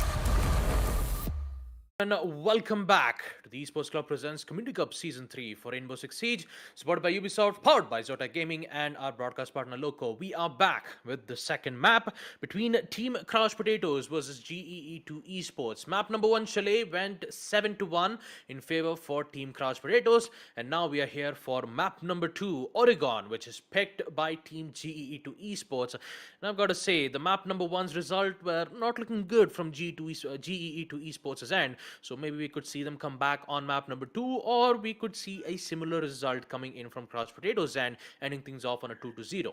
Will it happen or will it not? Cresto, what are your thoughts about this? I think it's gonna be nearly similar to the first map because the way the players of Crouch Potatoes have been playing, it looks very aggressive, and I believe that if the side of GeeTwo is not understanding the same scenario here, they're simply gonna be falling short on the second map as well. Because as I said multiple times, that Oregon is a very common map in general, and a lot of players tend to go for the textbook plays, but some players do go for a bit more unusual play. And I do not expect anything unusual for the time being, but I believe this is gonna be a much more of a strategical play, but it's gonna be done in much more of a fashionable way. I do see a couple of players gonna be swapped out by the side of GeeTwo Esports here, so maybe just maybe they're gonna be having something out of the hats here, but still the side of Couch Potatoes, they're looking strong and they're looking aggressive, and most likely they're gonna be able to make a very quick execution as well. And the reasons which will be stated here is gonna be from the side of Crouch Potatoes is they're simply much more experienced compared to the side of GeeTwo Esports. And I do see a couple of experienced players from the side of GeeTwo as well, like Solo Care and Expansion Twitter, as you mentioned. But it feels like that experience from those two in general, they're just feeling short because the remainder they're not able to live up to that. Then again, it is a move they're gonna be gaining experience here on out. It's not going to be something which is going to be very detrimental in general. But ladies and gentlemen, we're going to be waiting. No, we're not going to be waiting any longer here. We're going to be heading into the game, which is going to be the second map of the day. Oregon is going to be seeing some action as we move into the ban phase of the game. Question remains: are we going to be seeing the same bans from the entirety of the pool? Because last time around we did see an unusual ban from the side of the defenders. Alibi was banned, Mira was common, so that's nothing big question mark from that side. But what's going to be there? We're going to be getting the answers here, Baba. Yeah, I'm pretty sure in the ban phase we will see 8 different bans, but no, Crouch Potatoes will still decide to pick the same bans nonetheless. Thatcher will be brought out. We don't want to have Thatcher being brought out on any single map whatsoever, because on a map like Oregon, you have certain walls and certain places where the defenders don't want those EMPs to be thrown out at that position, so that won't be available. But who knows, maybe in the next patch that we're going to have, Operation Brutal Swarm, with the introduction of secondary secondary impact EMPs, this could change the entirety of the game itself, especially how the ADS plays an important part, and it's a direct counter to Jaeger. So, talk about the bans here on the side of defense and as well as the attack from GeeTwo Esports. They'll ban out Finka and Mute. Mute is an interesting ban, however, because for the attackers, the main problem when it comes to information gain has to be the mute, so that will be taken care of. And last but not the least, the final ban will be Mira, nonetheless, at the hands of Team Crouch Potatoes. One standard ban from one team and the other different ban from GeeTwo Esports. They usually change their defender bans quite a lot. Most of the time we see them ban Alibi, now we see them ban the mute, this time on a map Oregon. But now, it's now or never. Map number 2. I'll ask you the same question, Cresto. Will it be the same repeat, 7-1 on map number 1, Chalet, or will we get to see GeeTwo Esports make their comeback in Oregon? Attackers need It's to gonna be locate and a defuse hard question bombs. to answer here because the rotations have been, the roles have been swapped on the second map. Well, last time with the side of Crouch Potatoes were in attack and they were simply being aggressive, and now it's gonna be GeeTwo's side where they're gonna be able to be aggressive, but still, I do not quite know if they're gonna be able to find any success, but I think they will be because the only round from the side of GeeTwo won on the previous map, it was a rush. So history may repeat itself, but it's looking really unlikely because on the map of Oregon, if you're being aggressive, where can you push from?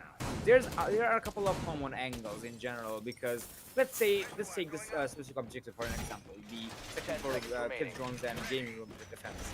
You can only take a rush from the side of the armory or possibly from the white stairs. Other than that, it's really difficult unless you're trying to be very, very creative, going for a tower rush or the Eric rush. But the Eric rush is a much more difficult one because there's only one window, and if you're going for the vault, the defenders are simply gonna be aware of that. So I'm not quite sure if this is gonna be a rush. I'm not expecting it to be, as Paradise is gonna be a replacement. I believe it was from the side, or actually I cannot remember. Never mind.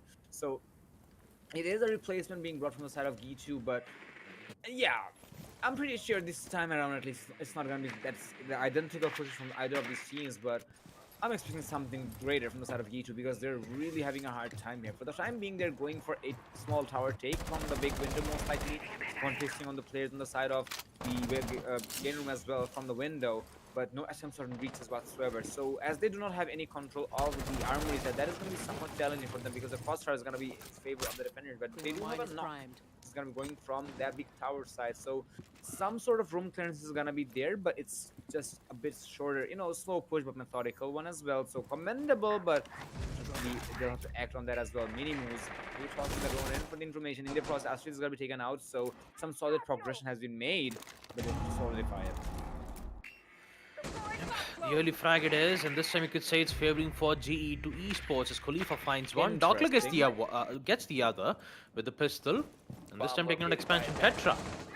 So using the shotgun? I think Dark Lord has made his own specific challenge where he decides to only use pistol in round number 1, and he ends up getting his first frag. Would you look at that?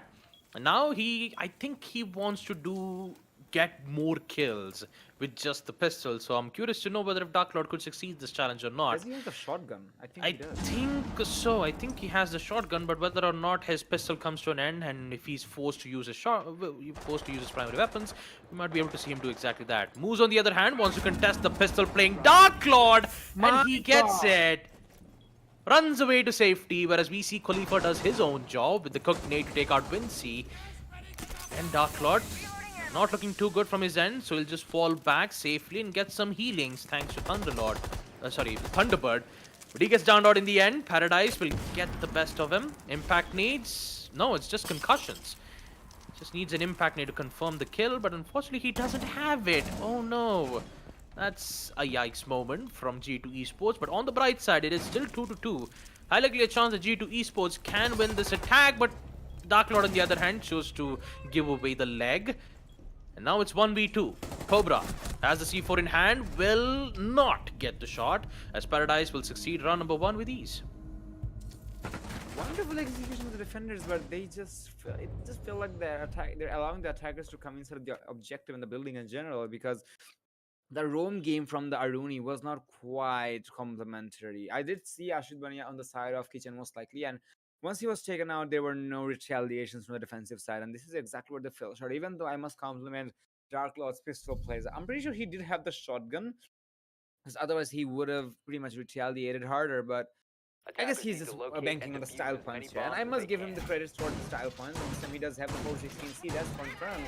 He's actually wielding the pistol this time around as well. I guess he's just running around the map because he's got to take barbers and so on, but GeeTwo Esports would start from their side, but they'll have to hold this now.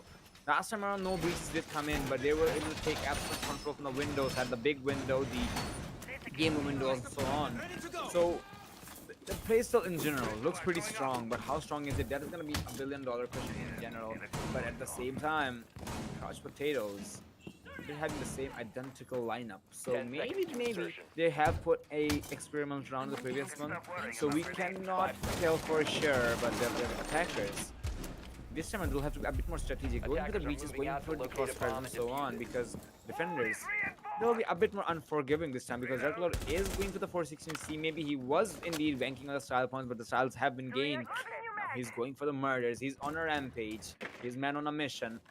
As the attacker slowly but surely takes the control of the map side, they will be going from the big tower, so possibly this is gonna be an attic push. But then again, when you're going for an attic push, you need to have at least 2 hard breaches. And the problem with the attacking side is they have a Maverick Ace, that is good, but they do not have a Maverick, who would have been somewhat useful when it came to pushing onto that, you know, tower side, but looks like that's not going to be the case here. That's going to be Ashid Bania taken out once again, but this time around the refrag game is going to be there from the side of Dark Lord, equalizing it by taking out expansion Tetra, and he's going to be capitalizing on more kills by eliminating mini moves in the process. Solokai is looking for the player on the head, but he is not seeing the head yet, but the frost is going to be fired, no damage whatsoever, and now they're going to be forced to fall back. Solokai will take some damage from the laser beams, and Vinci is going to be taking out Paradise. A cooked nade once again from Solo Carry. that was Will be able to close. deal major damage to Cobra. But in the end, that's going to give Cross Potatoes the advantage that they need in this gunfight, especially in the mid rounds. Only 2 players left. Solo Carry did succeed in removing Naughty Street out twice. But now, knowing that this round is favoring for Team Crouch Potatoes, it's difficult to determine whether if GeeTwo Esports can win this. Peak God, being made from Cobra, lose to Solo Carry. Cook nade from Khalifa. Won't be able to get Dark Side as of now. There's a lot of cooked nade attempts on the first floor. And if Naughty Ashrit was alive at that moment, maybe he could have denied all of this in first floor kitchen. But on a side note, Crouch Potatoes will just patiently wait for the attackers to make their push. And it will be Solo Carry who needs to make his best share of efforts to remove players one by one.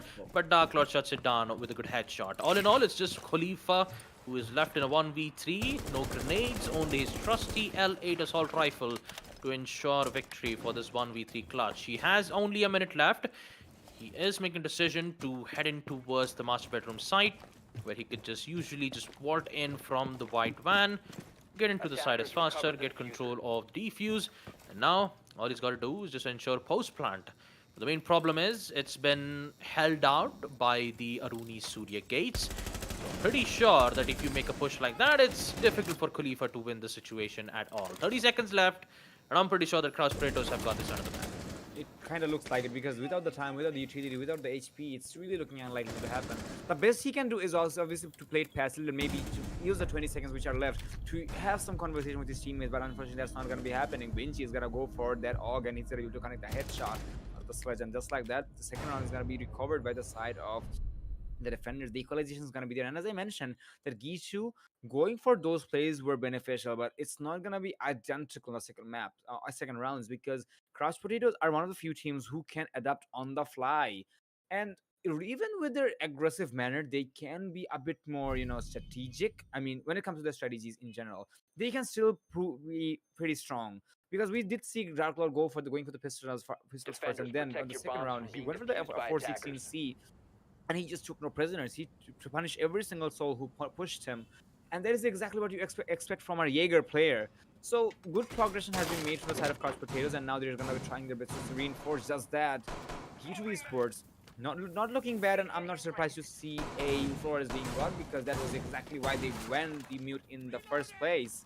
So I'm expecting a lack of a shield onto the pillar side, even though that will be there most likely. Unless the cross on the Shaiko side is going to be there, it's going to be very difficult to hold on to that elbow, because the Flores Reteros are going to be coming in swarms, and it seems we're going to isolate every single possibility of the smoke survivability. So it's going to be very challenging for the side of Violet to hold on, but it's not impossible.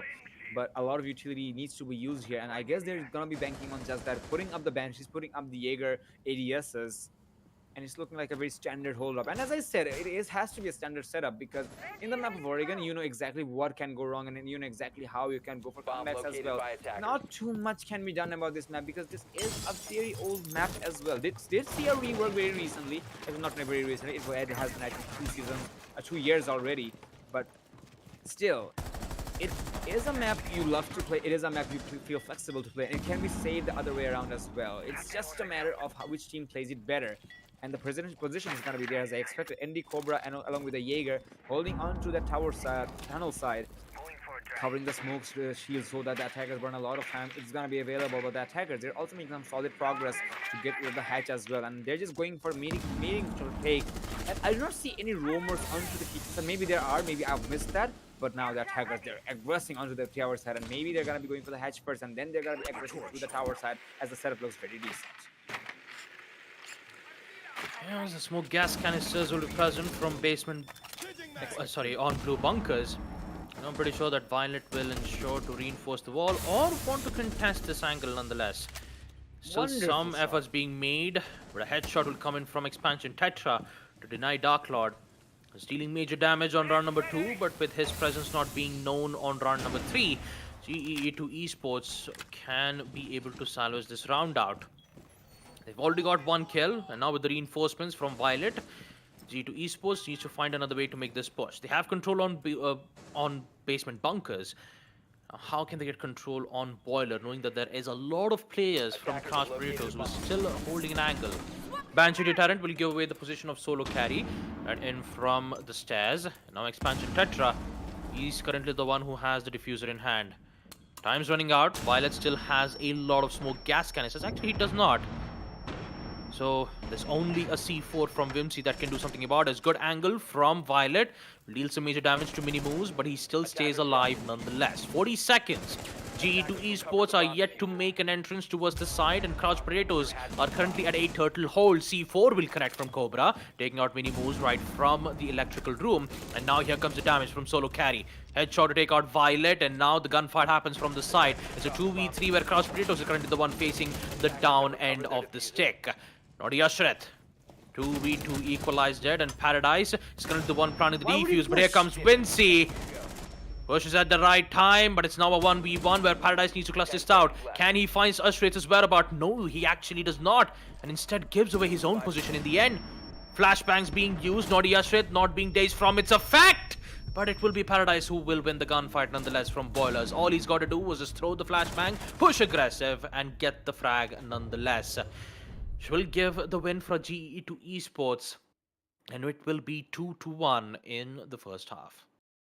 It was a very questionable attempt for the attackers because once the Hibana was going for the plan, the Nomad didn't need to push. He did push in, and that one kill in general would have given the round to the side of Couch Potatoes, but I must give the kudos to the side of Hibana because of the wonderful attempt, going for the flashbangs, going for the kills. And that is exactly how they solidified that round for themselves. And that round in general went down to the wire here, ladies and gentlemen. And it kind of feels like that Couch Potatoes, now they're feeling too confident here when it comes to strategies, even though they are playing it passively. That is something I really respect, but being that aggressive might be very, very detrimental for them in the long run. At GeeTwo Esports are going to be able to take the lead back up once again.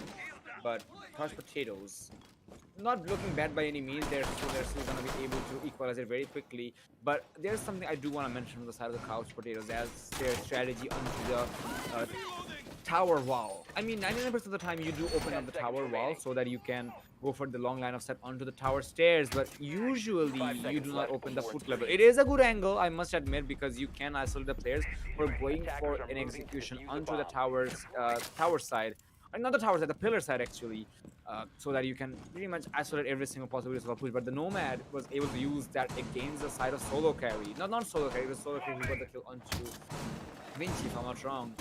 So those angles can go both ways. So those angles should be played much more safely, which was pretty absent from the side of Couch Potatoes. And I guess they will be learning from their mistakes for their own equalization. And with the current standpoint, they're still going for reinforcement. It kind of feels like that they have gone for a very late setup. But still, they do have the time, but this time around, GeeTwo Esports are taking no time to go for the map control. It's going for a very aggressive one, but you'll have to be very, very aware about the about the roamers. I believe there is a player onto the CC side, as Alban is also joining into the action, but a lot has to be happening, has to go down here. The map control in general is looking very strong, but the defenders will have to retaliate. You could say in the first half, GeeTwo Esports have firm control on that push. Okay, never mind. No idea on why Violet made a push like that, but it's going to give GeeTwo Esports the necessary push that they need, especially with the early pick. Now they just need to, focus on the rest of the 4 players, and you still have Vinci with the AUG. Take out Moose this time. Unfortunately, the Maverick couldn't get to find its mark properly. But still, there's a lot of pressures being made from the blue stairs. Cooked nade from Khalifa. Will this work out? No, it does not. I'm thinking that the cooked grenade was mainly used to destroy the Electroclaws, mainly because you still have yet another hard breach of Paradise who could open up the specific hatch itself. And I'm guessing that Moose was trying to open up the hatch, and then suddenly he just got picked out from Vinci from the electrical room, who usually was playing, who did expected that the Maverick would be opening up that hatch, and because of that, they cannot drop down from the electrical room, and now they're losing time. 50 seconds. You could say the Crouch Potatoes has finally removed one player out of the equation, and that C4 connect from Vinci could help it out, but no, it will be Dark Lords SMG-11 to take out Expansion Tetra first. Flashbangs. Vinci not aware of Khalifa's place. put Crouch Potatoes in a 3v3 situation, and now they're having pressure in towards the Freezer side and also the other place. Cobra C4 will connect to Khalifa. He's not out just yet. And now Naughty Ashrit still facing a lot of problems from the Freezer side. He has good amount of information. Another down and confirmed from Dark Lord. Cobra, on the other hand, he will be dealt around from the Freezer side, and the cleanup from Dark Lord's SMG-11 to give Crouch Potatoes the win on round number 4. All in all, if I have to talk about the entirety of this round, it was just no information on stairs. Vinci removed Maverick out from the hatch, and that was pretty much it. The attackers were forced to make an entryway from the stairs. Basement, they wanted to make an execute, so instead of pushing from basement blue bunker and blue stairs, they decided to push from freezer and basement laundry, and ending up not being able to win the round. Unfortunate, because Vinci was the one who dealt the major blow there in the previous round. So this in the end will at least equalize it to a scoreline of 2-2, and in round number 5, they are back on the side that they are confident of, second floor Kiss Doms and Doms main hall. Absolutely. And on the previous round, they were actually targeting the high value targets. And once the Maverick went down, that attackers didn't have any choice but to just given themselves in through the general doorways. And there were not any opportunities to go to the hard reaches. And I think now GeeTwo will understand that there are a couple of operators. They will have to make sure that they will stay alive, and they will have to bank on that. But with this equalization, it's looking very strong on the side of GeeTwo as well, because they were able to take a lot of rounds down the wire. 5 seconds remaining. Taking so much time when it comes to these executes in general, Crouch Potatoes will be having a lot of momentum, because the rounds which were lost by the side of Crouch Potatoes, they did go down to the wire, and at the same time, they understand that if they were able to get the refrag games online, it wouldn't be the same case. GeeTwo are doing wonderful. Do know that, ladies and gentlemen, but it needs to be held. It needs to be better, because here on out, I expect the side of Crouch Potatoes to be much more unforgiving, and it's simply looking like they're trying to be a bit more unpredictable. But on the map of Oregon, as I said, you cannot be that unpredictable, because there's some general angles. And a lot of utility have been already, invested here, because the Jaeger was able to destroy 3 drones back to back. So that is a big question mark, because once you see a Jaeger, all right, that's your information that Jaeger is going to be playing there. The remainder of the drones, you can save it, go for a live drone, and obviously go for a hunt. But instead of that, it's not going to be the same case. 1 second, the drone is going to be tossed inside of Trophy, but no aggression whatsoever. But then it's an ace, so I'm not expecting him to be aggressive here, because he has the refuser. He is the person who's going to be going to the hard breach. A lot of pressure and expectations is going to be on him. But still, it is once again a very slow push. Looks like the attackers is yet to make any footings here, because the Ash is not going to be on the classroom side to destroy the electric claws. Instead, it's going to be a nade which will be used. And I expect there's not going to be any kind of ADSs there to take the nades out. But in the process, we're going to see the side of Khalifa getting inside the attic side, and he's going to be going under the radar, getting rid of smoke just like that. And now he has absolute control of the attic side, and now the attackers are going to be having such control of the objective. But in general, the defenders, they're going to be also retaliate just in time. It's going to be a 2v3 situation, and they're going to be able to turn the tables around for themselves. Wonderful execution from the attackers, but then they're feeling a bit short here. The plan is going down. Now the cover is coming from the window side. There's a lot of things to be taken in consideration. The C4 is going to be connecting, and there you go. He's going to triple kill on the side of Cobra. He's going to be taken out, but now so much he can go. The diffuser is in no man's land, and Vinci and Ashrit, they're looking very confident. Expansion Tetra, he does have a good gun. He does have a grenade to work with, but recovering the diffuser itself is going to be a very huge challenge. With Vinci still available with their C4, his location is going to realize he's going to pull the trigger with 50 seconds left on the clock. A lot of things can go down to the right. A lot of things can go wrong. He needs to find the frags as well. He's low on HP as well. I mean, somewhat low on HP as well compared to the other side of the spectrum. But the time is going to be the biggest problem here. He can go for a attic take, but still, it's not going to be very, very beneficial, because once that happens from the side of the smoke, and there is a player behind the shield as well, a lot of utilities are going to be used. There is going to be a nade which will be used, but unfortunately, it's not going to be on the shield. It would have been much more commendable, but there's a cost for angle from the side of Vinci. From the rotation, there you go. It is going to be around for the side of Crouch Potatoes. Wonderful execution from the side of the attackers, but it kind of felt like it was not quite coordinated enough. And on the other side of the spectrum, Crouch Potatoes, their recovery was insane, Bawa. Well, Yeah, the recovery though. Good attempt from GE to Esports to, assert dominance towards the windows of Attic, but in the end, it was Cobra and Vinci who did ended up controlling that Attackers need to situation. locate and defuse bombs. There was some pressure from the walls itself. I mean, there was an electric claw, and the only thing that they could have removed it was a grenade.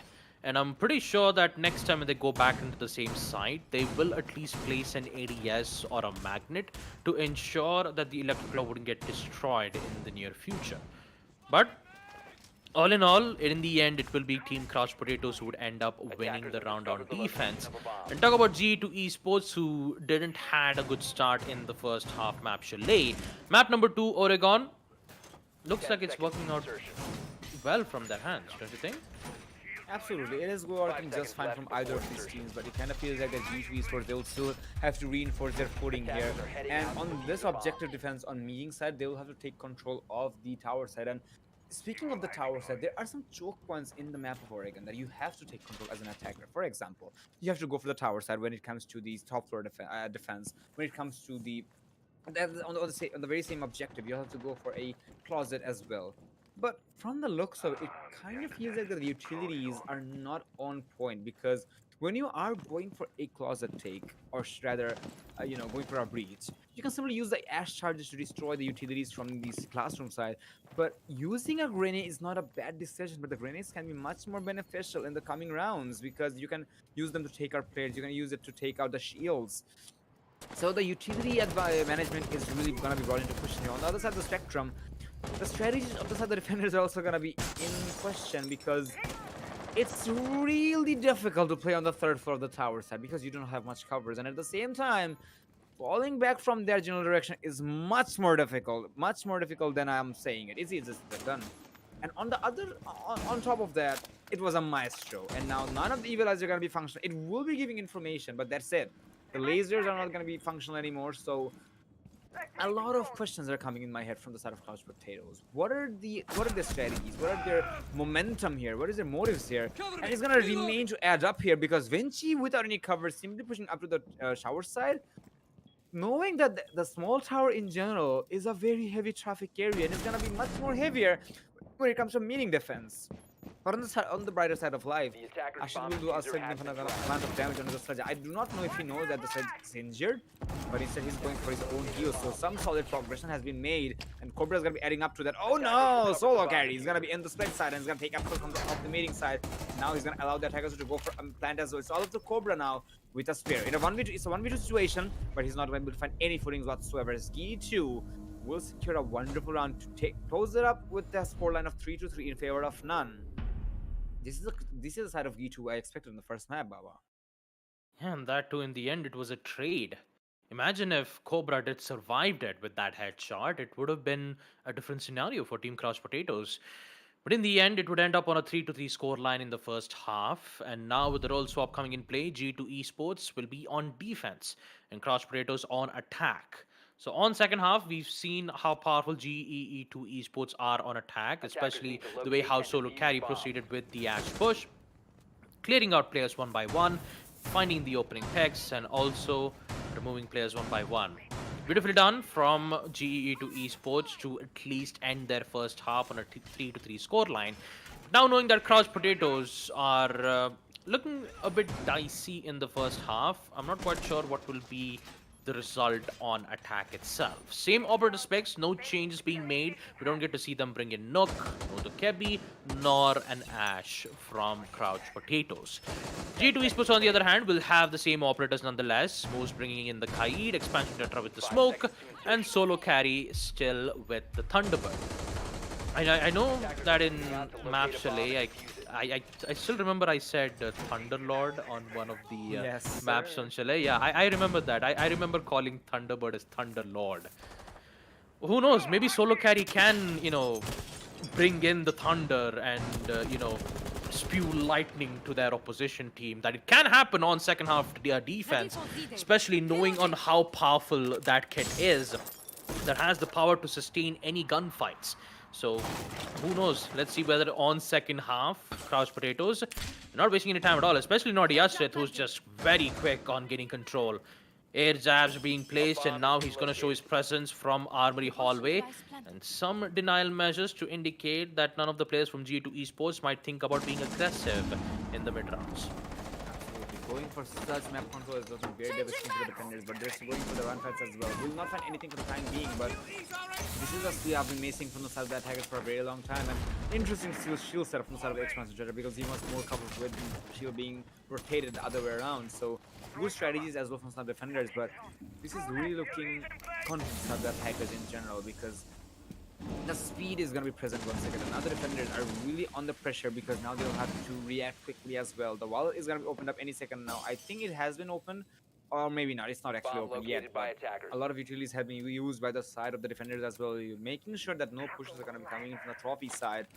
So it is gonna be a moment where the defenders will have to rethink their own economy here because especially on the smoke side, he only has one more smoke canister left.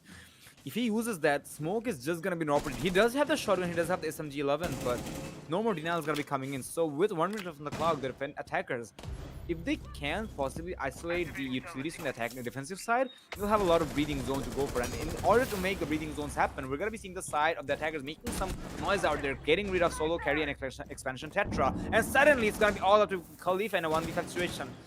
It's going to be very challenging to say the very least. He does have a good gun to work with, but in a 1v5 against the side of Crushed Potatoes, it's really looking unlikely. And just like that, the side of Cobra is going to be cleaning the entirety of the pool. And the last player out, and it's going to be a flawless round in the books of the side of Crushed Potatoes. They're going to be taking the lead for themselves. And looks like it is going to be more or less like a repetition of the first map, where the side of Crushed Potatoes takes zero to no time to go for a map take. And when it comes to execution, it looks very flawless. GeeTwo Esports, not a bad setup, but they'll have to be much more careful here on out because Crushed Potatoes, they're out for blood and they're out for vengeance. Yes, they are. Cross Potatoes. What a way to end things off on round number 7 with a flawless win. It always had to do with Defenders, protect your Nodiashritz's bombs opening from pick, being and it was defused by Dark Cloud who was repelled in from the Windows side to clear out any remaining players from the Attic side. You could say that they weren't too keen on getting Attic control, but instead using the vertical line of I wouldn't say vertical line of sight. The repel from the window and the breach on second floor kids was more than enough to pick out players one by one. So I'm guessing that GEE2 Esports might have made an attempt to go for a peak, and I'm guessing they over-peaked in a way that it was favorable for Team Cross Potatoes. I mean, I'm just guessing at this point, folks. I have no idea what exactly happened at that moment, but you could say that GE2 Esports, they're not winning most of their gunfights in a way Attackers that must locate and defuse the bomb. it would have been favorable for them. I mean, if we saw one of the players who had the C4 on defense playing on first floor, at least they could have denied the plant. But it was Khalifa who was on first floor, just lurking around, seeing whether if he can get a kill or two, remove Naughty Ashret out from the armory lockers. Maybe it could have helped out more if the Jaeger was on the side and the one who was playing as the C4 could have just placed from the first floor itself. I'm not quite sure, Cresto. Especially on round number 8, we've seen so many situations where G2 Esports kind of got themselves confused in a way. Wins with the first frag, and now we see Cobra just giving them ample amount of information from the attack drones. Dark Lord on the other gets another kill, and you could say it's almost the same repeat on round number 7 itself here, Cresto. Absolutely, because they're not taking any time either whatsoever. And now with the aggression on the side of the GeeTwo, they're really having a hard time. And looks like Solo Carry is having a seizure here because he's not moving around. I think he's got... No, he's actually in the game. I thought he was disconnected. But back in action, the two kills which have been taken out to the side of E2, it's gonna be really hard for them because the C4 utilities have been there, and now they're gonna be pretty much absent whatsoever. Now she is gonna, Ashley's gonna be taking some damage in the process, but then again, it's looking really unlikely to happen. We'll be seeing the side of Naughty, Expression Tetra getting some progress here by getting the Cobra, but still, there's a lot of coolings to be found here. Khalifa's gonna take a significant amount of damage from the grenade, and now suddenly, it's all up to Khalifa once again. He's gonna be good for one, making a 1v3 situation, but still he's low on HP. Everybody knows exactly where he is, and now Khalifa with the pressure, it's gonna be pretty much impossible for him to go for any type of denial onto the plan. But he's making some solid progress, and the crossfires have been established, and there's no way he's gonna be getting out of that. Wonderful execution once again for the attackers, but the defenders feels like that they're just giving bodies to the opposition, because I do not know where the first kill happened, but when the Wamai was in the vicinity of Armory side, I was wondering that you are not supposed to be there, my guy, because on the Armory hallway in general, it is a place you can play definitely, but On the hallway, there's a window, and if you're going for rotation, there is multiple angles attackers can contest you from the from the bedroom balcony, from the window itself, and the armory window as well, in case somebody's going for the rappel, that is. So Defenders, a lot protect your of bombs risky from being plays are defused by happening here from the attackers. side of GeeTwo Esports, and they're simply giving away the lead to their opposition. It's not looking bad yet, but if they are Attackers allowing have their located a opposition to bomb. have so much good footing, it's gonna be pretty much done and dusted for them. On the brighter side of life, they will be going to a basement defense with a warden in play. No smokes are gonna be brought in whatsoever, but I guess instead they're focusing on a denial onto the flashbangs itself. And with the shield setup from the side of Minimus, it's looking very aggressive as well. So not a bad decision, but if you're placing that shield that close and up and personal, Dark Lord is simply gonna have an easier time to detonate that Retero. So a lot of equations for the side of Defense, but I hope they're gonna be able to make some difference out of this round because the composition looks interesting. Attackers are heading out to defuse a bomb. Their experience as well. You know, 5-3 score line. Already we see Team Cross Potatoes win 2 of their attack rounds. Both of them were on second 4K jumps. Now on round number 9, site will be on basement laundry and supply room. You could see how confident Cross Potatoes is when it comes to winning their initial gunfights, with Naughty Ashrit and Dark Lord mainly being the ones doing the initial picks. With GeeTwo Esports, amidst their greatest response in the first half, ending things off on a 3-3 scoreline. 5-3 is what GeeTwo Esports needs to be careful about. Expansion Tetra having a good angle from the boilers, but a grenade will be thrown out from the stairs to take out the Banshee deterrent. But unfortunately, instead of removing the Banshee deterrent, the barbed wire got destroyed instead, mainly because of the grenade just slowly tumbled down the stairs instead of staying there itself. So it wasn't cooked properly, but in the end, what's done is done. They'll eventually get those utilities removed. Nonetheless, good shot from Expansion Tetra. Headshot to take out Cobra. And with that, you got to be careful on certain situations. Moves on the other hand, missing the opportunity to destroy the explosive drones. Will at least get Khalifa the headshot from blue bunkers. Now we get to see Chaos going around the blue bunkers aside. And when he moves, he's still staying in that spot. He wants to give cover. He wants to contest this. And he doesn't want to give Cross Potatoes the advantage that they require to win this. Already 2 players gone, Cobra and Violet. It should have been so helpful on opening up the places, but Dark Lord says otherwise. And so does Naughty Ashret. 2 kills already. They equalize it 3-3, and they have all the time that they need to focus on the side with Vinci already dropped down from the hatch. You can see the amount of pressure that's been installed around the site. Diffuser, however, it's been dropped from blue bunkers. They need to recover this back ASAP, and Naughty Ashret has been taking quite a lot of damage from the MPX. They're already in the side, and Paradise still not enough. And guess who was the last player? It's Khalifa, back in a 1v3 and opened place to place the the air Very jabs. Interesting placement, but in the end, the only thing that Khalifa can do is just drop down from the hatch itself, see whether if he can clutch out this post-plant situation. Information's being given or not? Yeah, actually, they know exactly where he is. Dark Lord will initially get that, and they're in round number 9 with match point in their hands. Wonderful attempt from the defenders, but the recovery from the attackers were really tremendous to say the very least, and looks like they're simply gonna be able to close it up very quickly. This is match point for the side of Crouch Potatoes, and GeeTwo Esports, regardless of the fact that their strategy looks very strong, the experience from the side of Crouch Potatoes are really rewarding them heavily.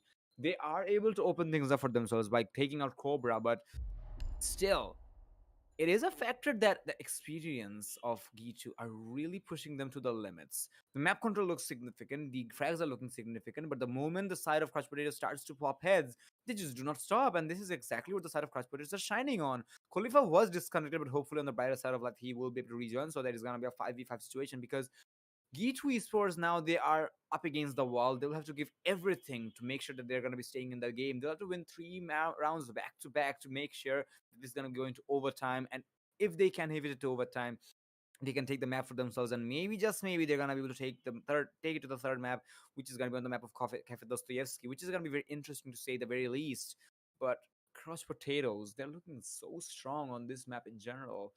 It's looking like they're not gonna be showing any mercy whatsoever, as we are gonna be heading into the basement once again with the pretty much identical lineup from the side of the defenders.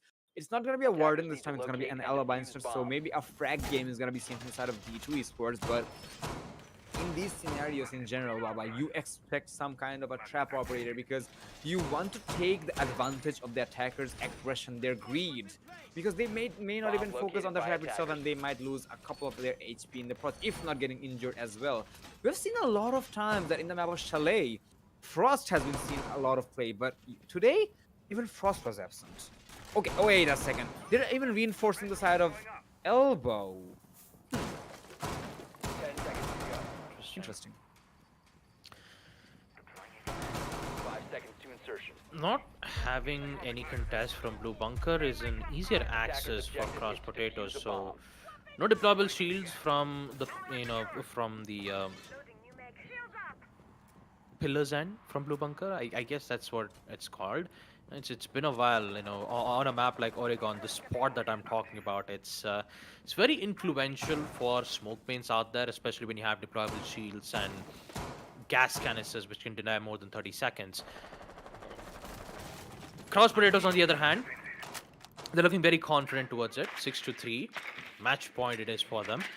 And you could say that G2 Esports, amidst their best efforts to hold their ground, it's usually Naughty Ashrit and Dark Lord who'd always, bring this match back up, right? It was a 5v3 situation, then suddenly we see Dark Lord and Naughty Ashrit in the previous round equalize it to a 3v3 situation. And using his best use of the explosive drone that not only gives the information but also forces the players out of that position will put Team G2 Esports on a difficult spot. But Khalifa, on the other hand, will remove Ace out first, which is in fact a very good kill. Mainly because the hard breacher that can open up lines of sight will no longer be in play, and there's a substantial amount of players holding towards Bunker's end where you have multiple angles that the attackers needs to be careful of. Then the one who needs to be careful of has to be Dark Lord. One final explosive drone which will force one of the players on that doorway of the blue room, but can he get an entry wise? Not quite sure. They're losing a lot of players once again, and this time it's GE2 Esports who gets the upper hand on this round. Absolutely, and now with this upper hand, can they hold it? Because we know exactly how strong the side of Clutch Potatoes are when it comes to recovery, but looks like this recovery has to wait because this is going to be 1v5, almost a 1v5, but never mind, it's going to be Ashrit who's going to be able to secure the kill on the solo carry. So greed is going to be available from the side of the defenders. So being that greedy, it's going to pay them pretty significantly. But then again, it is a 1v5, and there you go. It's going to be 1v3 from the side of Ashrit. And now he's looking for the remainder. He's low on HP, but he does have good amount of utilities to go for. And obviously, the AK-74 is going to do just fine when it comes to dealing the damages with the 1.5x scope. I mean, the Ares would have been much more easier to handle, usually with the damage output and the predictable recoil, but usually you want to go for the sprays with these guns because Nomads, secondaries, yeah, you do have the scoped gun and so on, but regardless, you cannot simply gamble on it. And now, finally, we're going to be seeing another round being brought from the side of G2 Esports as they were able to secure the initial frags onto the important ones. Last time we saw the same from the side of Clutch Potatoes, where on their own basement defense when they were able to take out the Mavericks. So these important picks are going to allow them to have much more of a control of the map and the game itself. And getting rid of the ace simply forced the attackers to take direct gunfights, and that's exactly what the side of G2 shined. Tumor has to go for the possible equalization, but then again, it's looking really unlikely to happen because we are going back to the top floor once again. We know exactly how strong the side of Clutch Potatoes are on this specific objective. I'm not gonna say that they are gonna be able to solidify it or this is gonna be much confirmed because there is a thing that is called Castus curse, and as you know, whatever we say in general, Baba, it goes the other side. It usually turns to be the opposite. So let's not talk about it. We're gonna be heading into the 11th round of the game as solo carries opting to go for a Legion this time. Much more interesting because now they are relying on the information, and if they have this information beforehand, maybe they're gonna be able to make some solid footings here. Well, the attackers, they're still looking very strong, and who knows, they might be able to close it up as well. For GE2 Esports, in order for them to bring this round back, they have to win this side. And knowing that you have expansion Tetras, good usage of the Bailiff shotgun to get the initial frag out. There goes Cobra, which means for Cross Potatoes, their biggest concern has to be these two players. Solo Carry and Expansion Tetra. Solo Carry has a total of 11 kills, and the solo initial kills that he's been making has been dealing a lot of damage. Dark Lord, on the other hand, gets to deny Expansion Tetra's aggressive attempts, which in fact will give Crouch Potatoes the necessary, recovery as they'd expected it to be. Knowing that you have to deal with Solo Carry, whose location is still unaware and unknown for Crouch Potatoes, it will be a bit daunting for Crouch Potatoes, knowing that one of the player is still alive. And although the Legion Goo mines will be removed quickly, you still gotta wonder whether if GE2 Esports can come back. Sure that they've lost 3 rounds back to back on second half. Sure that they've lost second Focus Domes twice. Interesting. But I'm pretty sure that this also could be a repeat from Crouch Potatoes' end. C4 from Vinci gets to take out Khalifa, and another headshot from Dark Lord. Wish we could have get to see it from his perspective. Takes out many moves. And now it's a 2v4 situation in which Solo Carry and Paradise are the only 2 operators left in the side of Team GEE2 Esports. 4v2. Will we see them come back, or will we get to see them get eliminated at the hands of Team Crouch Potatoes? This is the lower brackets matchup after all. And GE2 Esports, they've made their best share of efforts. They still have the chance. I know it's a 2v4, it's an impossible task. But when it comes to miracles, there is slight likely a chance that it can happen. They have time on their side because they only have a minute left. Solo Carry, on the other hand, using the distraction from the impact to think that he's just dropped down from the hatch, might not work out because Dark Lord is still rappelling from the window side. So Paradise, all by his lonesome, 1v4, MP7 in hand, good headshot. Vinci goes down, but the second will not, and will go at the hands of Team Naughty Ashret. In the end, we will see Team Crouch Potatoes end things off on the second half, 7-4. Yeah, and I know I just said Team Naughty Ashret again. Apologies, it was Team Crouch Potatoes. 7-4. It will be 2-0, which means that Team Crouch Potatoes will be the one who will go up against Team Copium in the lower brackets matchups. So, for GE2 Esports, again, great efforts from the team, but unfortunately, they have to bow down to this matchup. Unfortunate that it had to end up on a 2-0 scoreline, and map number 1 didn't look too well from their hands because it did ended up on a 7-1 scoreline. And Crouch Potatoes, on the other hand, although I gotta admit, they were looking a bit shaky in the first half, ending things off on a 3-3, but eventually they did brought it back on attack in the second half. Absolutely. Their momentum was very strong and they were able to turn the tables around just like that. And this is exactly where their experience started to shine here. And at the same time, this is just a picture that how strong they are on attacking rounds, because every single time we've seen them wait for their attacking rounds, they didn't waste any time. And as an attacker, you simply understand that the clock is not favoring you, and this is exactly where they're reinforcing. They didn't take any precedent whatsoever. But we're going to be getting into the highlights, ladies and gentlemen, to understand exactly what happened in the game. And now, just look at it. The way the side of Crouch Potatoes played it, even in defense, they were really being vigilant. And this is exactly where some factors of confidence can be seen, because we did see the side of Dracula also going for the pistol plays. Well, it kind of feels that they're just banking on the style points rather than the strategies themselves. GeeTwo Esports, they did have their hard fair share of hardship here, but still they were able to do some damage, but it was not quite up to mark when it came to the contestant of Crouch Potatoes. And maybe in the near future, we will be seeing the side of GeeTwo Esports doing the same to their opposition once again, maybe against their own Crouch Potatoes as well, or maybe if not, the more experienced teams as well. But this is the evaluation phase of every single team, that you have your hardships, you have your learning phases, and then you recover from it. And then again, the rounds which were won from the side of GeeTwo Esports, it did go down to the wire. So there is a moment that they will have to understand that, okay, the time management we have here, it needs to be a bit more improvised. And yeah, this is exactly what the point has been established from the side of Crouch Potatoes, because when it comes to their refrag game, that was also wonderful. And GeeTwo, wonderful attempt, but there's not much we can actually highlight about it because of the fact that Crouch Potatoes, they're just putting up a greater show here, and their strategy is looking simply better than their opposition. But all in all, in the end, it will be Team Crouch Potatoes who would end up being, superior on their attack, especially with the rappel that Dark Lord has done. Initial frags, a lot of opening picks from Dark Lord's end, And although there were some certain moments where Team Crouch Potatoes had unaware of Solo Carries' positionings and also his own plays while he was playing as the Ash on attack, really did put Crouch Potatoes in a very bad spot, but in the end, they recovered it in the end in the second half. So on attack, Crouch Potatoes had no issues whatsoever on G2 Esports' defense. But yeah, there's not a lot that I could say at this moment. G2 Esports, amidst the problems that they had in first map, second half they did, they did try to bring it back on Oregon, and turns out it did not. No, they did not expected that they would end up on a 7-4 score line, or maybe they were not quite sure, but you know, 1-4, 1-3.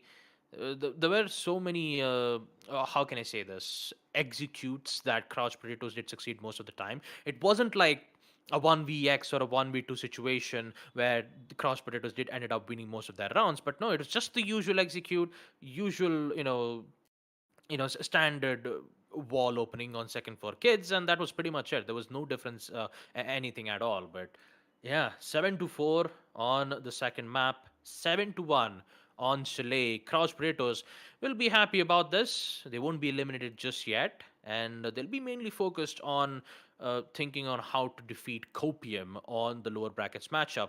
Copium, on the other hand, they've had an amazing matchup against Noakhailla Warriors, ending up on a 2-0, both on Clubhouse and Villa. 7-4 on map number 1, 7-5 on map number 2 Villa.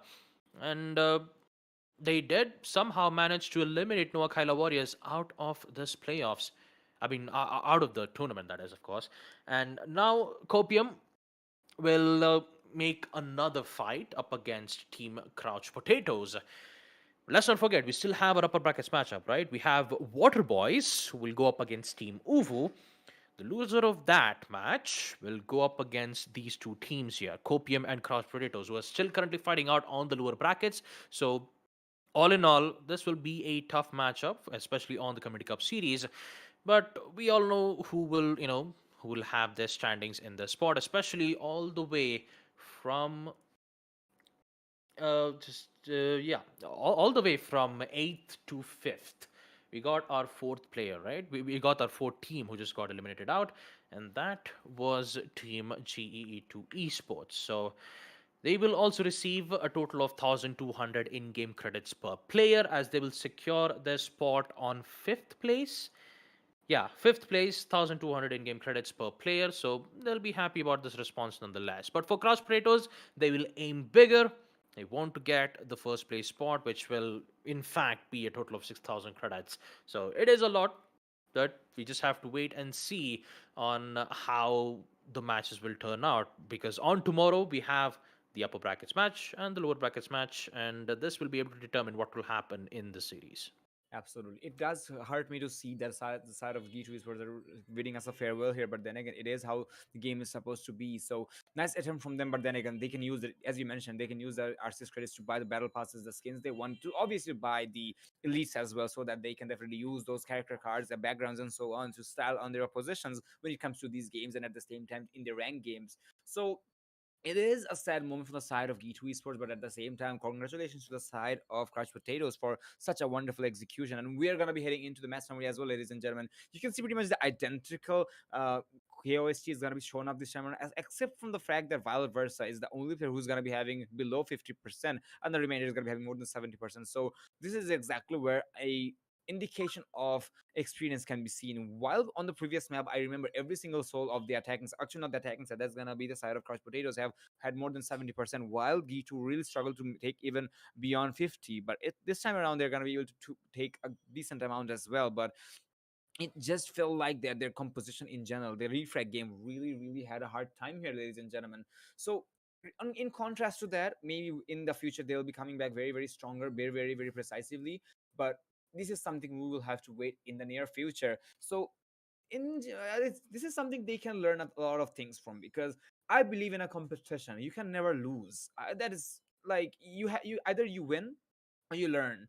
So this is exactly the lesson which will be provided from my side onto the side of GeeTwo. So maybe they're gonna be able to do much more stronger in the future. This kind of hurts me to see that we're not gonna be seeing Cafe but maybe from the side of Crushed Potatoes, they're going to be having much more harder challenge in the coming days, as they will be facing off against Copium and obviously the upper bracket matches of Water Boys and so on.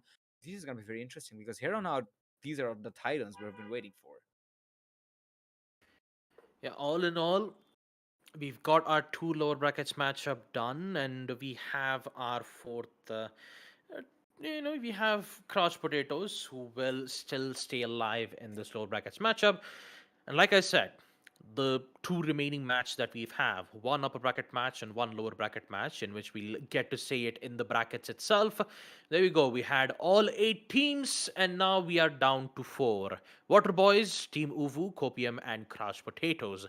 Water Boys, on the other hand, have a substantial performance. I would say substantial. They've had an amazing performance here in this Community Cup series. You know, going up against Noakhailla Warriors, sending it off on a 2-0 scoreline. They did remove Crouch Potatoes on a 2-0 scoreline as well, and now they are here to take out against Team Uvu. Whether or not will they succeed or not, we'll be able to see that for tomorrow. And the same match can also be said for Team Copium versus Crouch Potatoes, which will in fact happen on tomorrow. Man, would you look at that? We had all 8 teams present in the playoffs, and now we only have 4. And I gotta say, we only have 3 days left, right? 3 days left. I mean, including for tomorrow, which will in fact we have our 2 matches, and then we have day after tomorrow the lower brackets matchup to determine who will have the spot to the grand finals, and then we have our finale. 31st of this month will be the final day for this Community Cup Season 3 to determine who will be the champions for this series. So I gotta ask you a question here, Krista. Out of these 4 teams that we have right now, Team Uvu, Water Boys, Copium, and Team Crouch Potatoes, who do you think will be able to win this? There's a high possibility that it's gonna be the side of Water Boys in general, because they are a much more stronger team. Well, when it comes to their experience, because we know the side of Beat and his teammates. We were missing Sparko here in action, obviously. Other than that, it would have been pretty much the dominant squad we knew for the very longest period of time of TEC and so on. So that is gonna be my bet, but then again, we're not quite sure because the remainder of the players are being very strong as well. But for now, ladies and gentlemen, that's a question which will be answered in the future. So do stay tuned with us in the future. So that is gonna be it from our side. The stream is gonna be coming to an end. So thanks a lot for staying tuned. We're going to be expecting your presence in the coming days as well. So take care, good night, and adios.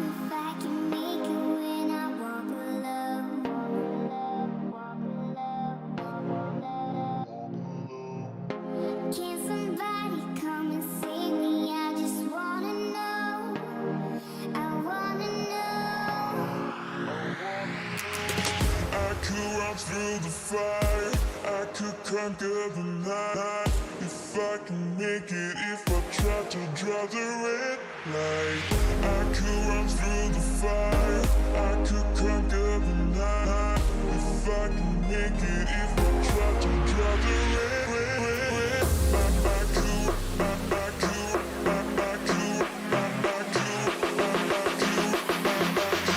I could run through the fire.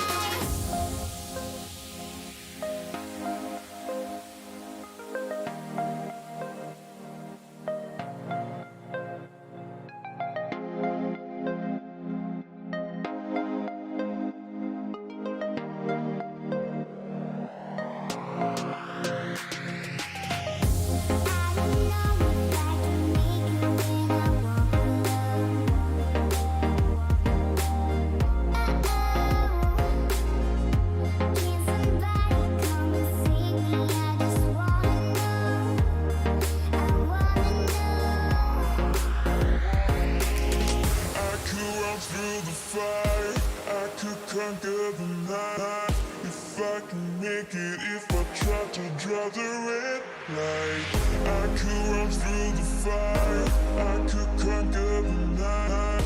If I can make it, if I try to draw the red, I could, I could, I could, I could, I could run through the fire.